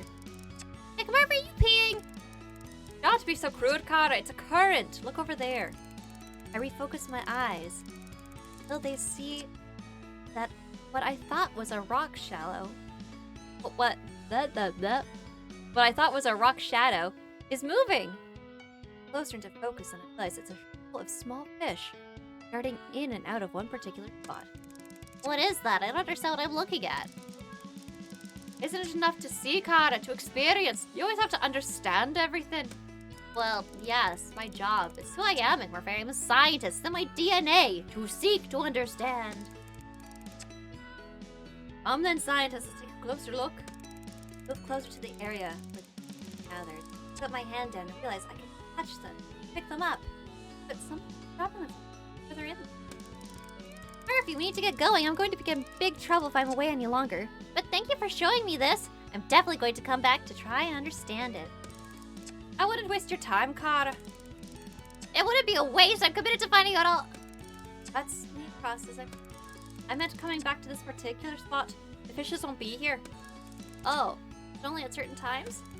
At different locations. It changes all the time. There's no pattern to it either, so you just be sticking pins in maps, Cara. I brought you here because I saw them this morning. Chances they'll be gone by this afternoon. The disappointment must be face as McMurphy switches lanes fast to distract me. Okay, Cara, it's time to strip off. Huh? That t-shirt would make a lovely nest. Let's go fishing. Oh, I see. I whip off my top and use it as a net to collect as many fish as possible. It's quite effective. Great idea, Murph. Now you can rustle up a tasty fish supper in no time. And you get to enjoy my company for an extra hour. Win-win, Cara. Okay, so I have a little challenge for you. That, Cara, is music to my ears. There's little like more than a gauntlet thrown. Well, it's not like a gauntlet, we're a brain team. I'm going to explain the rest of this to my team at the... How am I going to explain to the rest of my team this Bountiful ocean offering. Why tell them anything at all? Because they're going to notice we're eating something that wasn't on the delivery list. Or the menu rota. And it tastes way too fresh for something recently defrosted. You worry far too much about things that really don't matter, Cara. I know he's right. Could do with a loosening up a little bit, but it's a pretty big dilemma, really. Maybe I have to tell Professor Popper about this. What's the harm? Naka stops splashing right and looks at me squarely in the eyes. There would be harm, Cara. Trust me on that. Obviously, I don't mean to tell him about you or anything that would endanger any of us. Just that I noticed a shoal of fishes, and I took some. End of... Do you really think you could mention a phenomenon like this? That would be the end of it? That he wouldn't start putting all manner of investigations and options in place? You're touchingly naive, my friend. I feel myself blush. I am being a bit naive. I don't like the thought of lying. So what do you suggest then? You know so much about everything. Give me a plausible story and I'll follow through. McMurphy lets out a loud howl and splashes water at me. Now that's what I like to hear, you impervious daredevil, you. Impetuous. I splash him back and a furious water fight ensues. We are making such a ruckus I'm amazed no one comes to check what's going on. After a good 10 minutes of laughter and play, we run out of steam and float in the buoyant warm water. Let's hear it then.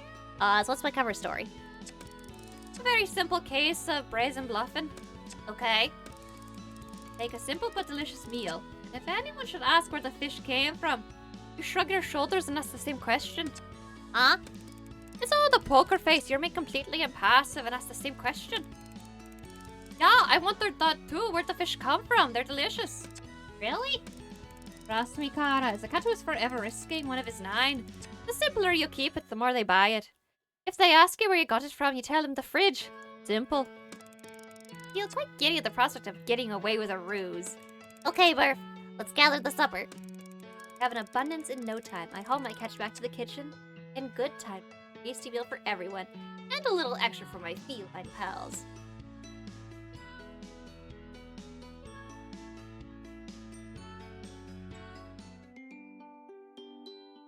Alright.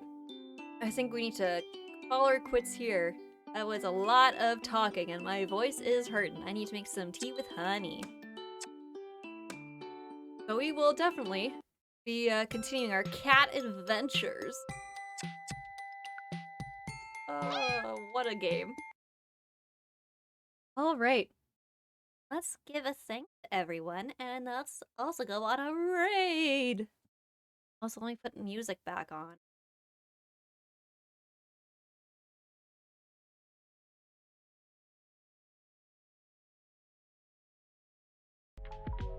There we go. Alright. I want to give a huge thank you to Iota Peacemaker, Lazy Guy, and Chokefish to follow. I really appreciate it. Thank you so much, everyone. And I want to give an extra big thank you to Anonymous for the tier 1 subscription to Edie Linguini. And Warp Waffle, thank you so much for the video. Alright, everyone. I hope you all have a good evening. Who are we raiding now?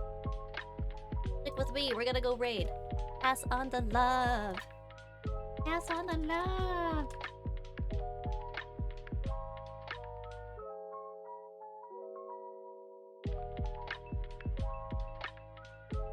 I think you're all insane, but I guess I am too. Good night, nerds. Good night, nerds. Alright. Have a look here. Find that hard to believe. There we go. We've got...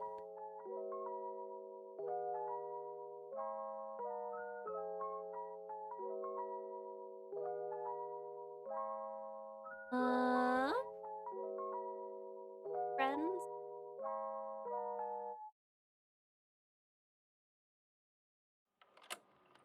We've got Jonathan Be Nice is playing. Could do that. Bakusan is also playing Final Fantasy VII. I don't think he's doing his charity yet. So why don't we give Jonathan Be Nice a quick raid.